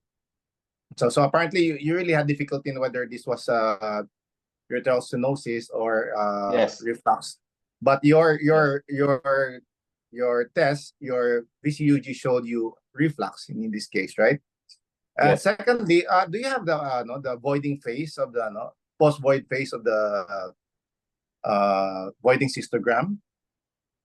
No, sir. Unfortunately, they're not recordly for the post-void residual volume. Could you recall the result as to the no, whether was there a complete extrusion of the no, of the dye in the bladder after post-void? Was there residual urine? Unfortunately, yes, sir. Unfortunately, after the VCUG, there's no ultrasound assessment for the post-void residual volume, sir. Okay. So I think those are just the questions. I think there's still some question even on your part as your title reflects that you're still not really convinced as to whether you really had ureteral stenosis or ureteral reflux in this case. But probably you can look back at your patient, take a look at the voiding history, because I really agree with Dr. Rinaldo in this case. I think it would be quite difficult to really find reflux in a patient with stenosis. Okay. I'm not quite sure how stenotic the ureter were when you saw it on intraoperatively. Okay. But it's quite difficult to understand reflux in a stenotic ureteral in a stenotic ureter. And also I cannot picture correlate the clinical parameters, the creatinine, with regards to an obstructed solitary kidney in this case, if we're considering ureteral stenosis. I think that those are the things that but as I've said, I think you still have some questions as to what you have based on the on your title. Okay. Yes, sir. Because yeah, I tried to find some. I do research for the concomitant UVG stenosis and the VUR, and in the Campbell said that the VUR coexisting with the UVG stenosis it around 7% in this patient because of the congenital anomaly of the mesonephric and the ureteric butt. But I don't know exactly. That's why I think this case is interesting to be here. Yes, yes. Okay, I think also we might probably take a look at the I don't know. I'm not really a pediatric urologist, but based on experience, it's really quite rare to find ureteral UBJ stenosis in patients. Usually, this would be in patients with ectopic ureters. Okay, but in your case, it is not, right? So, based on the two, I think the the reflux would be much more common as compared to the UVJ stenosis. So I think that's another thing that you need to look at also. So I thank you very much. If there are no other questions, we can proceed with the next presenter. Thank you very much, Dr. Fauzan Pernyawan. So can I call on our last but not the least presenter from the Philippines, Dr. Rene Otanes. Please, Dr. Rene. Dr. Otanes. Yes, sir. Sorry. For a while, Rene, okay. For a while. Dr. Samuel, Dr. Amar already joined us. Perhaps he can answer his questions after Dr. Rene presentations. Yeah. So we'll go back to Dr. Amar because you might lose again, Amar. Yeah. Dr. Amar. Dr. Amar. So Missy, can you flash back Dr. Amar instead of Dr. Otanes? I think Dr. Otanes was already excited, but Dr. Otanes, we have to put you on hold. We'll get back to Dr. Amar. Dr. Amar? Don't see Dr. Amar in the presenter. Is Dr. Amar back? I think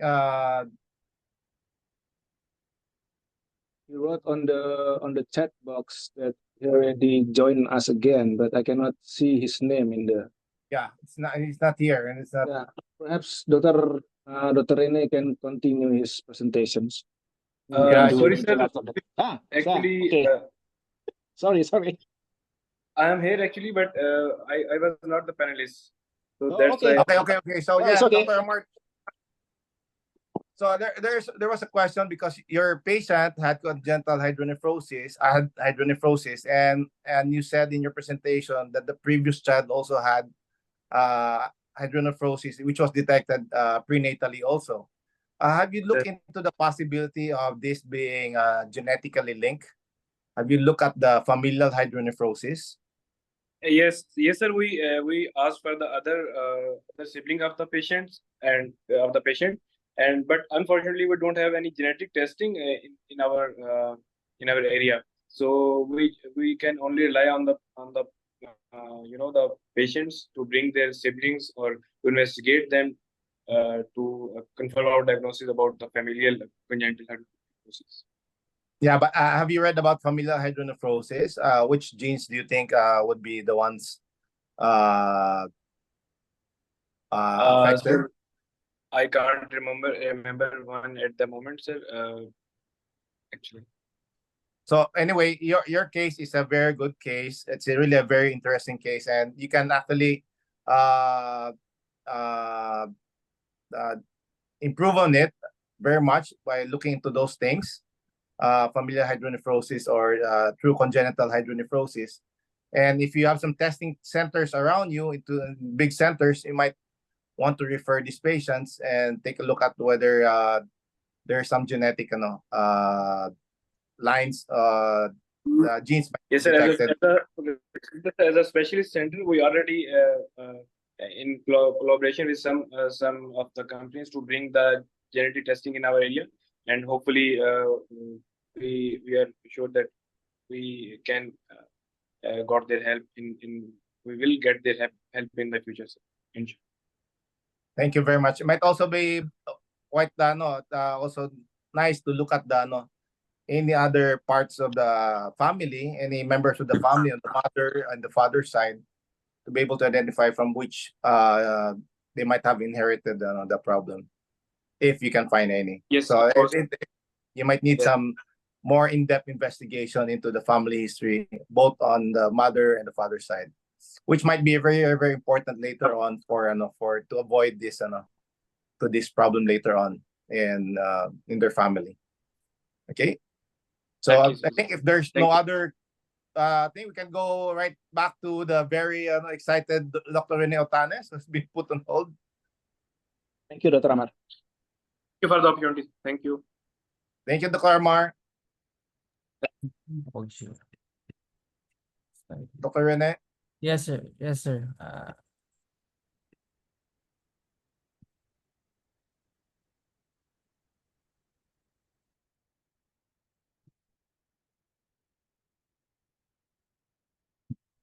So good afternoon. I'm Dr. Rene Marotanes from Isabenyo Medical Center, Philippines. Today, I'll be presenting a case of giant hydronephrosis due to congenital ureteropelvic junction obstruction.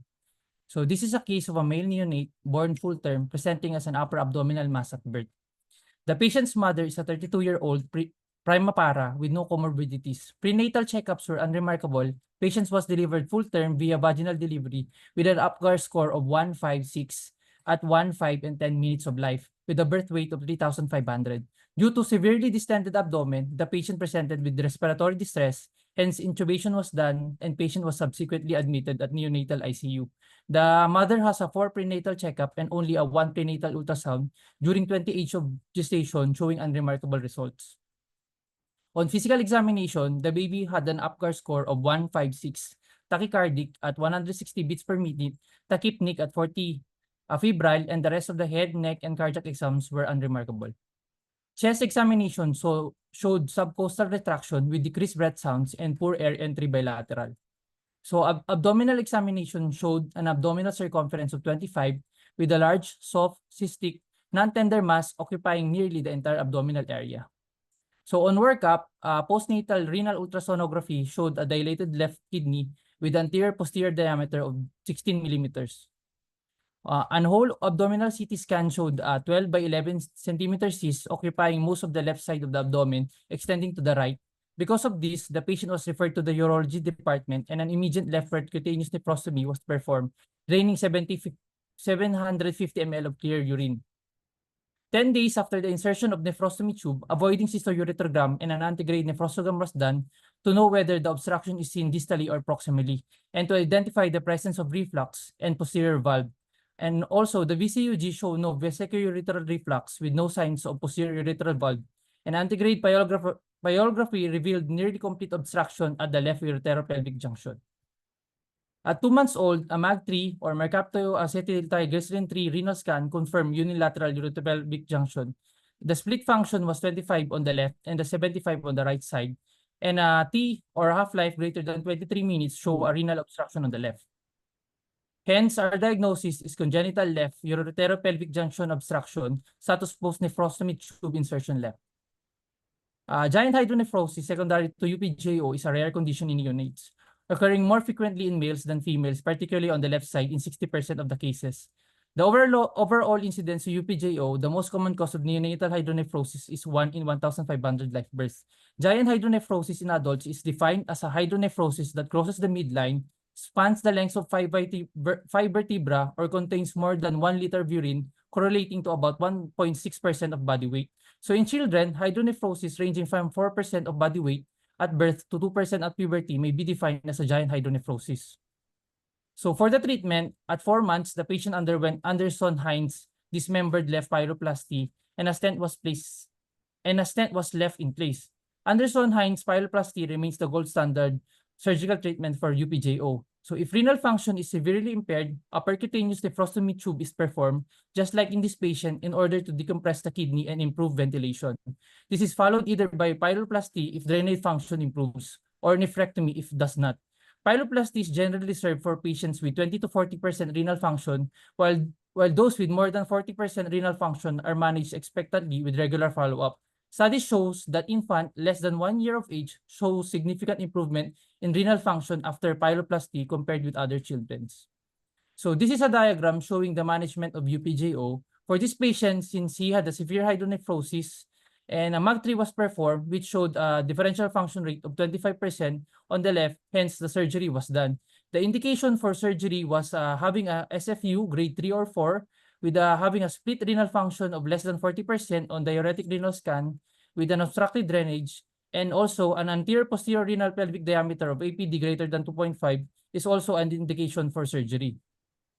So 10 days postoperatively, ultrasound showed no increase in pelvic dilatation on the left, hence the nephrostomy tube was removed. After 8 weeks, post-pyeloplasty, ureteral stent was removed. And the patient is due for MAG3 6 months post-op.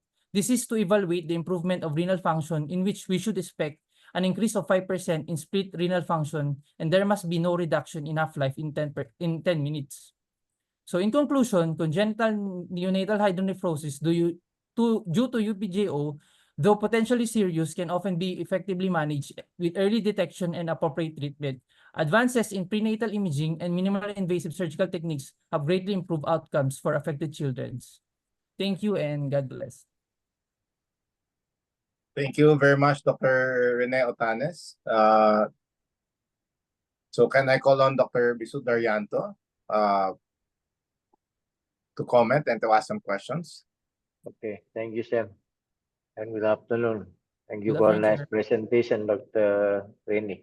My first question, why you didn't perform renal scintigraphy before? What, sir? Can you repeat the question, sir? Why you didn't perform renal scintigraphy before? We did, sir, a MAG3, sir. But however, we cannot first do the MAG3 since the patient is on respiratory distress. So we aided to do a nephrostomy tube before doing a renal cancer, which is the MAG3. Okay. After nephrostomy, how about the urine production for the nephrostomy? The nephrostomy was drained around 750 ml. So, And after that, sir, we did, sir, VCUG and antigrade nephrostogram to to know if whether the obstruction is coming distally or proximally. So VUR is to detect if there is a voiding cystourethrogram was taken so that we will know if there is a reflux or there are other causes such as a urethral valve or the posterior valve, or there are certain neurogenic bladder. And also we did an antegrade nephrostogram to also to know if the obstruction is proximally or coming from the UPJ segment. And how about the quality of the urine production for the nephrostomy? The quality of the urine, sir, was clear, sir, and basing from the output, sir, the output daily was around 150 cc, sir. Okay. And then Clarification. after What do you mean 50 cc? 50 cc for the whole day? Yes, sir, 150 cc for the whole day, sir. Given that the patient is a neonate, sir. 150. Yes, sir, 150, sir. 150. Okay. And then after nephrostomy, and then you perform the Anderson hand pyeloplasty. This is and after that you insert the stent. Why your stent pull out till 8 week, yeah, in your presentation? What, sir? We did we did pyeloplasty, sir, depending on, sir, the indication for surgery. Given that the patient had a split function of less than 40% and also the SFU grading of 4, then we have certain indication to do open pyeloplasty. And also in guidelines that doing a pyeloplasty with less than 1-year-old improves the renal function for patients compared to delayed doing open pyeloplasty, sir. You inserting the digistent? Yes, For the sir. specific- We did, sir. We did open pyeloplasty and we did place a stent. Since in guidelines, sir, in doing open pyeloplasty, it should be stented, tension-free, spatulated, and yun, sir. And my question, why 8 week? 8 week. Why 8 week? Sir, we needed to. Why do you put the stent for 8 weeks? Yeah. Not for 4 weeks or 2 Why weeks? not 4 week or maybe for 12 or 3 months? Sir, the stent is being removed for 6 to 8 weeks since in guidelines, sir, this specify better repair of the surgery, sir. And the guideline states that 6 to 8 weeks, that is the best timing for removing DJ stent, sir, for doing a repair of open pyeloplasty, sir. Okay, thank you, Sam. Thank you, Dr. Reni. Yes, sir, thank you. Thank you, Dr. Bisut Daryanto. Can I call on our friend, Dr. Johan? Thank you, Ronaldo. Dr. Samuel. Thank you. Congratulations, Dr. Rene, for the nice presentations. I completely agree with you for infant with a giant hydronephrosis with respiratory problems. We should perform PCN first just to lower the interabdominal pressure. My question is, after you, what was your finding when you performed the Anderson-Hines pyeloplasty? When we did Anderson pyeloplasty, sir, we find out intraoperatively, sir, there were no crossing vessel. However, there is a dynamic part on the ureter that should be excised, and there is also a large renal pelvis. So when doing dismembered pyeloplasty, there are 3 things to consider. One is to remove the dynamic part of the ureter and also reduce the redundant pelvic to aid a good open pyeloplasty, sir. So you perform reduction of the Yes, sir, of the pelvis, sir, and excise the dynamic part of the ureter, sir. And perform the spatulations. Yes, sir. Okay. So in your, perhaps you already read in textbooks or journals, is there any any difference if we perform kidney pelvis reduction or not in pyeloplasty? Do we mandatory to excise or to reduce the pelvic kidney in pyeloplasty, or we just need to excise the dynamic part of the ureter? We need to excise, sir, the dynamic part and for us to reduce the renal pelvis, sir, to perform a good draining. Because since when doing open pyeloplasty, there should be a funnel or a good drainage so that there would be a good renal function po, sir. Okay, so after 6 months, you do another MAC3 scan, right? 6 Yes, months or sir. 3 months? 6 months.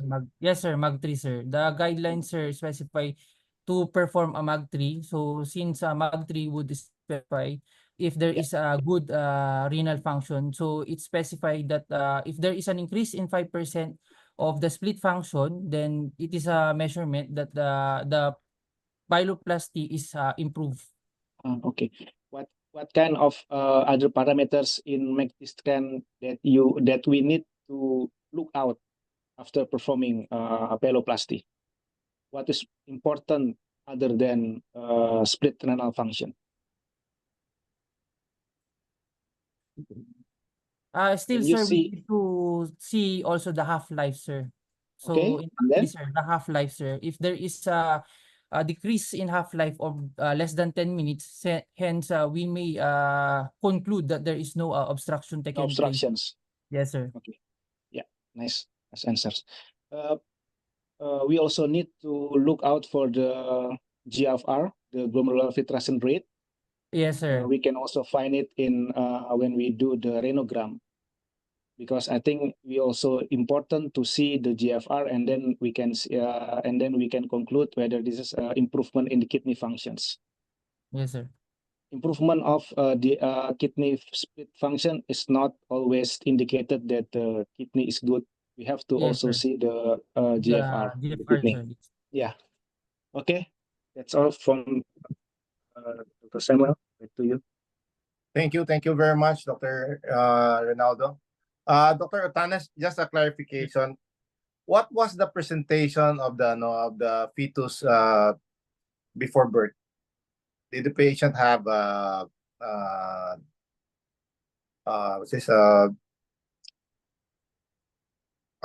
increased heart rate? Was there fetal toxicity prenatally before Actually, sir, before? the patient had for a prenatal checkup. However, the patient only have one prenatal ultrasound, which is only at 20 weeks, and the results were unremarkable. And after that, sir, there were no other ultrasounds or prenatal ultrasounds done.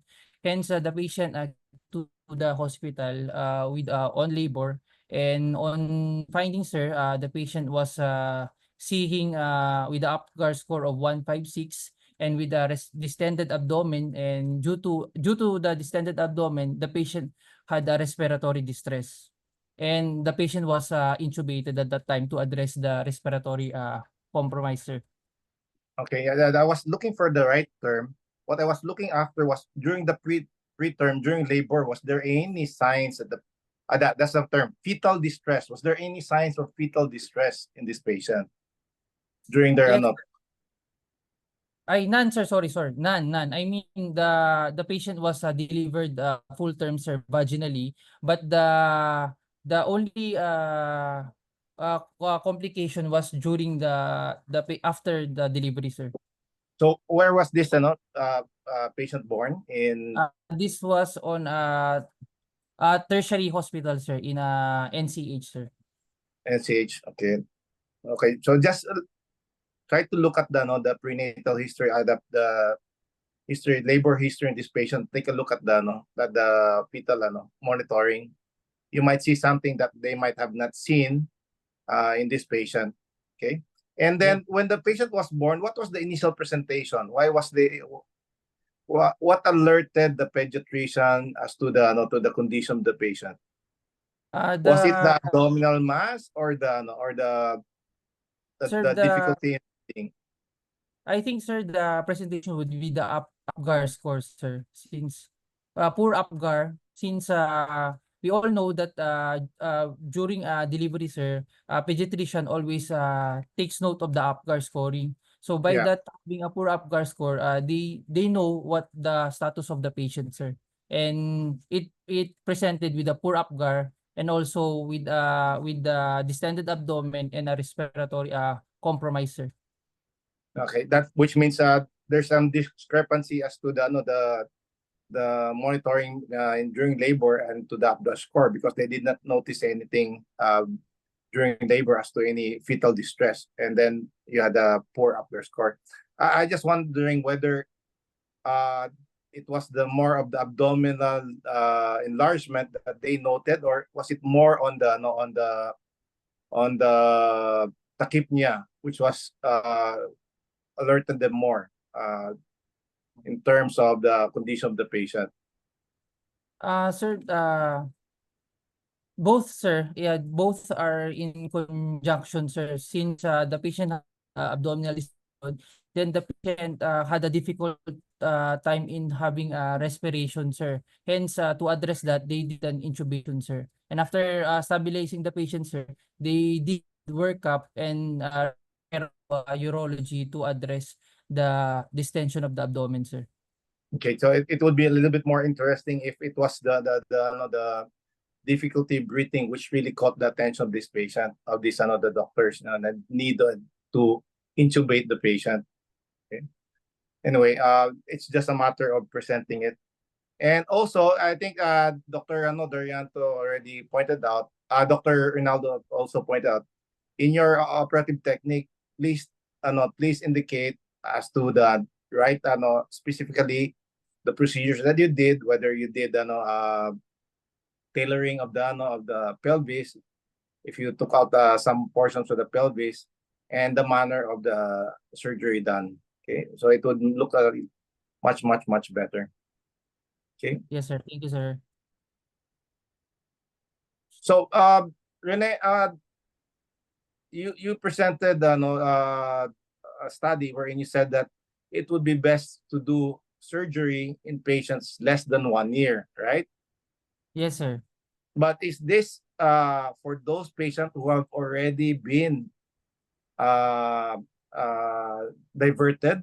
Would this apply to patients already being diverted, because you already have a nephrostomy tube? So you still need to do the surgery within a year, even if the patient has already a nephrostomy tube?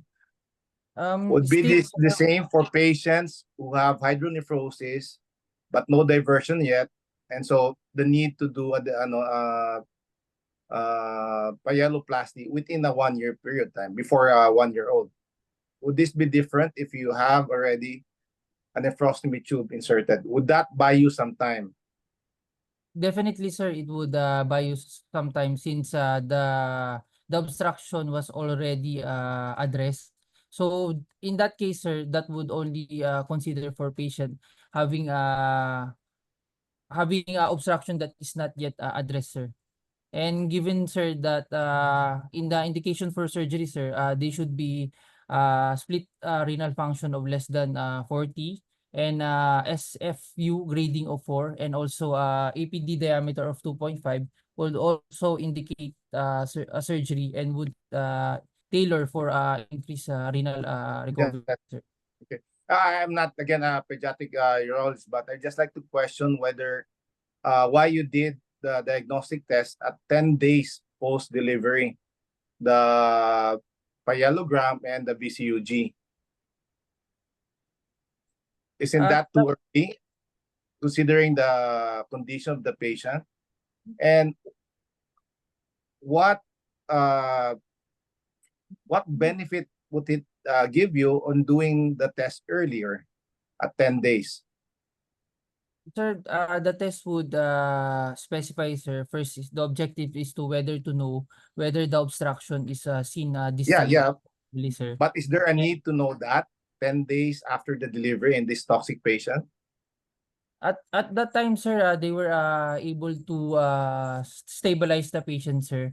And after stabilization of the patient, sir, we were able to do a workup, sir. doing the VUR. Yeah. Well, I probably throw that question to our colleagues here, Dr. Ronaldo, and I think that this is still in the critical period. I don't know if there was really a need to do the parallelogram and the VCUG at that earlier time, 10 days post delivery in this toxic patient. I completely agree with you, Dr. Samuel. For the first procedure, we can do just the PCN, and then just to confirm that there is no problem with the breathing of these patients.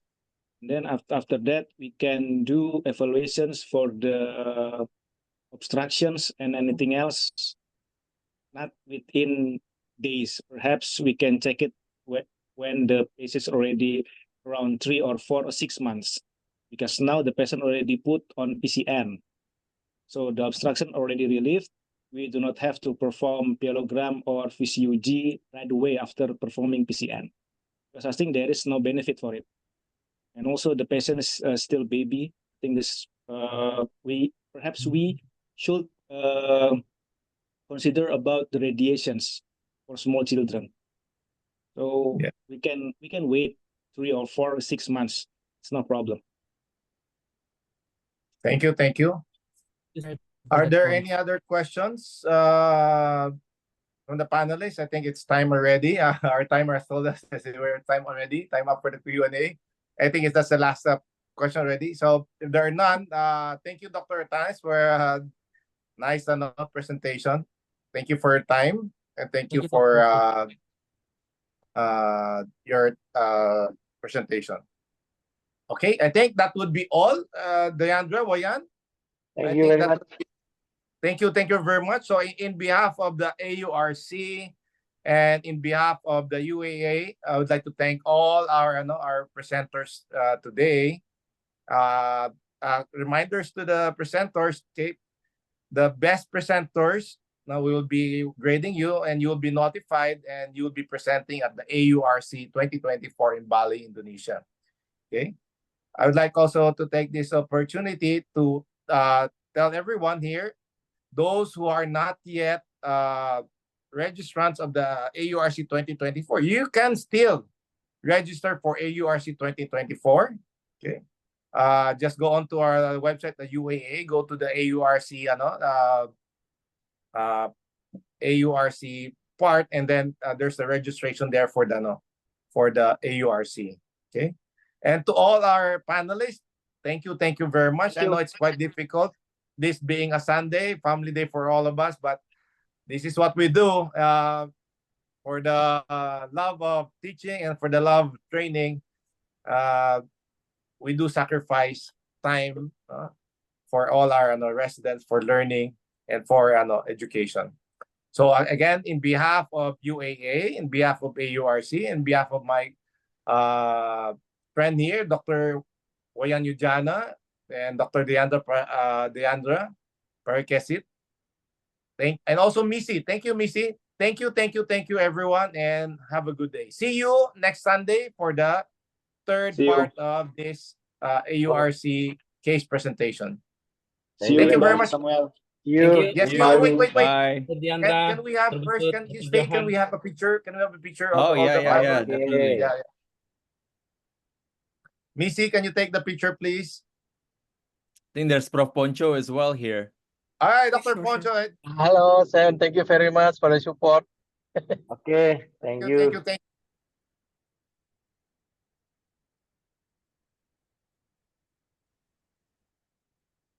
Okay. Thank you, Missy. Thank you for taking the picture. Thank you. Thank you, everyone. And have a great Sunday. Have a nice See you weekend. next week. Bye-bye. Have a nice See you day. next week. Thank you. Thank you, Dr. Yudiana, Dr. Okay. Diandra, Dr. Besut. Okay, Thank Thank you. you, Dr. Johan, Dr. Besut, Dr. Wayan. Now back to Malang from Yogyakarta. Yeah. See you, Dr. Oh, Besut. take care. Safe flight. Okay. Safe travels. Dr. Ronaldo. Bye-bye. Thank you, Dr. Samuel. Nice to see you. Nice to meet see you. Nice to meet you. See you in Bali. Meet you in Bali, yeah. Thank you. Ini sini sekali.